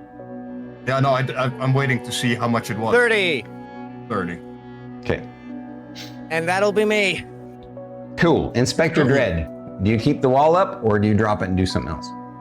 I'll drop it. We got a heal out of it. Let's move on. Help me. And we can That was save a- Please. Smart tactical move. You potentially saved 1 or 2 people. He broke my ribs. I'm down a D shop. Pissed. Down an E flat. My bad. I mean, shit. We'll do another 4th level magic missile. We can't Okay. see now, right? Yes, he was not using greater invisibility, just invisibility, and so yes, because he attacked, you can see him now. Okay. 15 total. To 15 total damage. Okay. Correct. It's looking rather beat up. Anything else, Inspector Dread? Oof. No. Okay, BonesyJonesy, you got a planetar up in your grill. You're real close, and you're even more good looking than I thought. It's really off-putting. I'm not sure what to do here. Fuck it. And I'm just gonna reach out. He's in touching distance now, right? Oh, without a doubt, I'm yes. gonna cast Contagion. Yes. Touch spell, Con 17, so he needs to make Constitution 17 saving throw. Okay. Which, I mean, I know he's good at it, but we'll see what happens here. He did succeed. Bummer. I'm pretty sure nothing happens then. Targets must succeed a con save or take 11d8 necrotic and have poison condition. Yeah, no half damage on that. It's a complete waste of a spell. Bummer. Oh.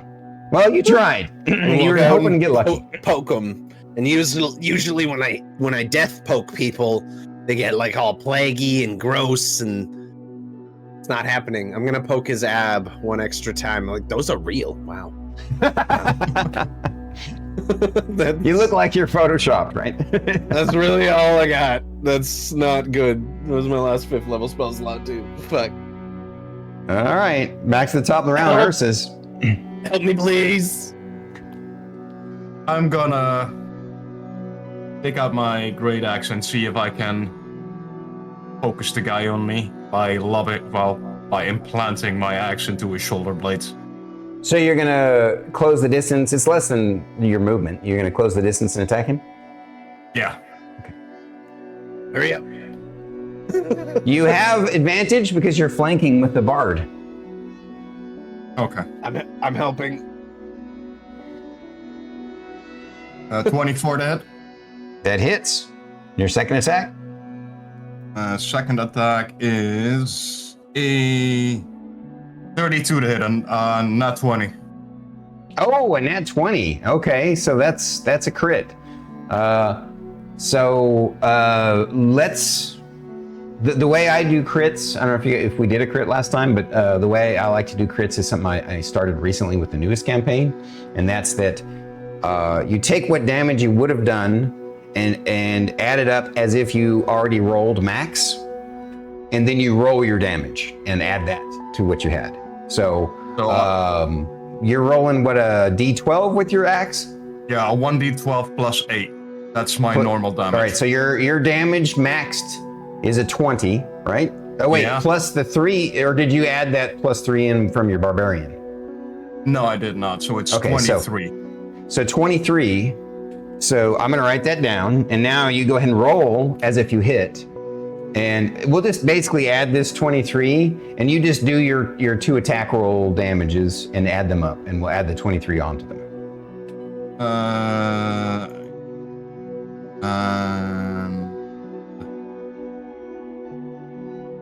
34, 54.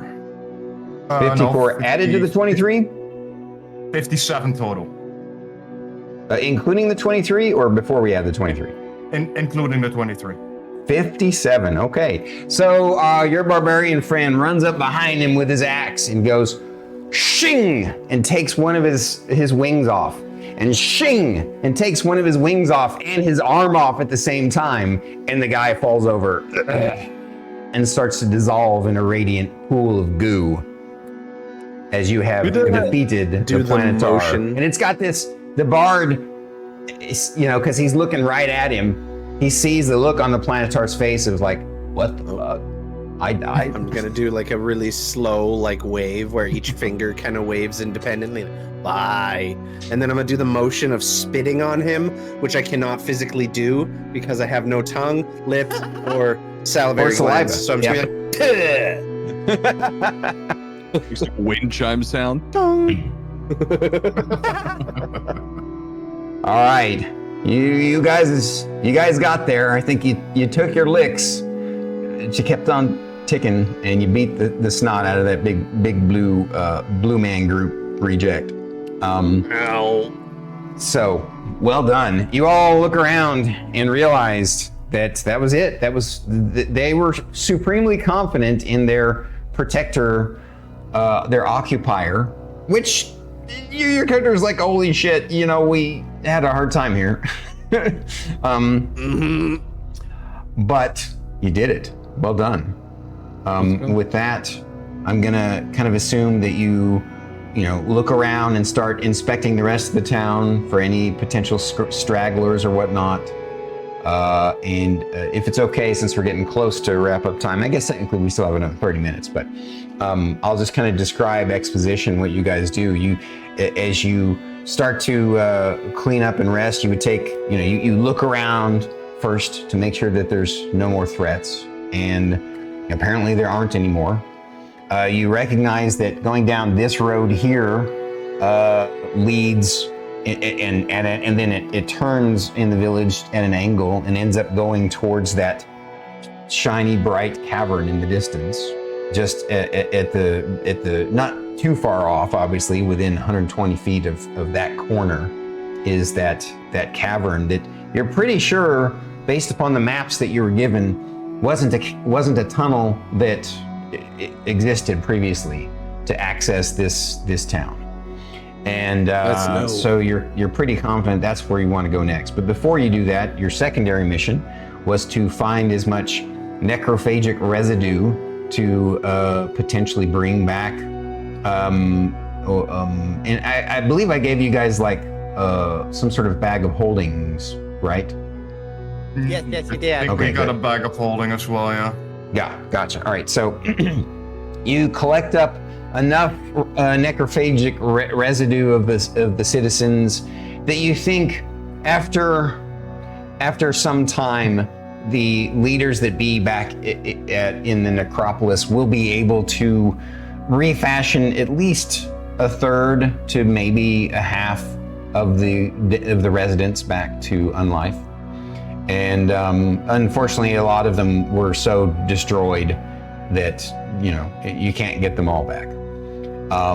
But you diligently go about your duty as quickly as possible, with a smile in your step and and a bard entertaining you as you do so, to keep the morale up.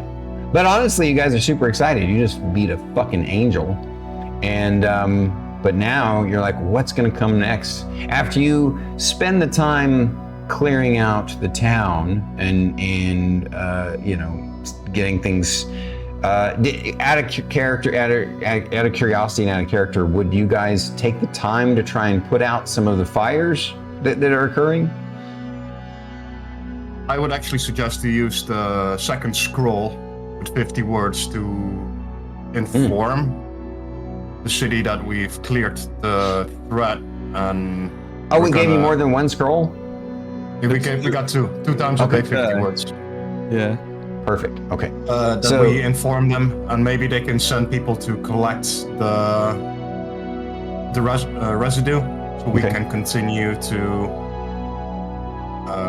investigate and move up towards the cavern, I would say. All right. So I would make a water elemental to conjure a water elemental to just go and get rid of all the fire. Oh, perfect. Look at that. You're That's a awesome. druid after all. Finally, I did my job. And of course, the Inspector Dread, he's gonna look all over town for any kind of unique and interesting technology that's here. Yes. Anything cool? Oh, it's just some sort of sauce wiping device for your a napkin. They call it. Mm-hmm. Of course. Not bad. Fascinating. It says Arby's on it. A napkin or a handkerchief. You're Excellent. particularly intrigued by this strange wheel with a rope that seems like some sort of interesting pulley system that allows them to build buildings. And you're like, ooh, what is this? And of course, it's not something you can collect, but you probably take drawings of it, like It's Leonardo like a pulley da Vinci. system for lifting a heavy object or something. Yeah. I do believe that's called like a crane, perhaps. Or Like a pulley bird. system for heavy objects. All right. After basically cleaning up from whatever's left, obviously there was nothing left of the Quaddles since those were summons. They just kind of dissolved the way summons do. And the residue left behind by the angel was just this kind of radiant goo. You guys didn't want to touch it. So, you know, like a cat or a dog does when they take a poop, you like throw some dirt on it. And eventually, you know, you collect the residue, the necrophagic residue of the town members into a good pile, and send your message off. And the response back is, excellent work, good job, sad more couldn't be saved. Have you found the source? What's next? Actually, no, you would have said that you would have said in your report that you have a bright cave that wasn't there before, a tunnel that you need to investigate. So they would have reported back that when he would have said something to the effect of, replenish your resources and investigate further. Proceed cautiously. When entrance to the Underdark has been found, defeat enemies there and lay down the teleportation device. Okay. Right, the teleportation device. Yes. Yes, we have that. That is a thing we have. And of course, the Definitely forgot about the teleportation device. boss is happy. You guys did great, and he says, "I knew that I could be confident in your success." At the end of it, and that's where we will leave off. You guys will basically have finished up all that, and you're standing in seeing a lighted tunnel, like a tunnel. Like normally, obviously, the tunnels throughout the Underdark, they're dark because everybody can see in the dark. You don't need light, right? Right. And so, but in this instance, off in the distance, there's definitely radiant light, and it'll be what you get to investigate further the next time. Good. Right. Oh, dear. Any questions or comments from the peanut gallery? I mean, No, I'm surprised I survived through that. One more hit, and I would probably be gone. I had a level. I had blights coming for all of you. Don't worry, maybe. I think the only one who only took a little bit of damage would be the ghost. I mean, you took a full brunt of that firestorm, I guess, though. It wasn't too bad, though. Yeah, it was got down there. We were in the Blight Dome. Yeah, Sunday night, the Blight Dome. Sunday. No.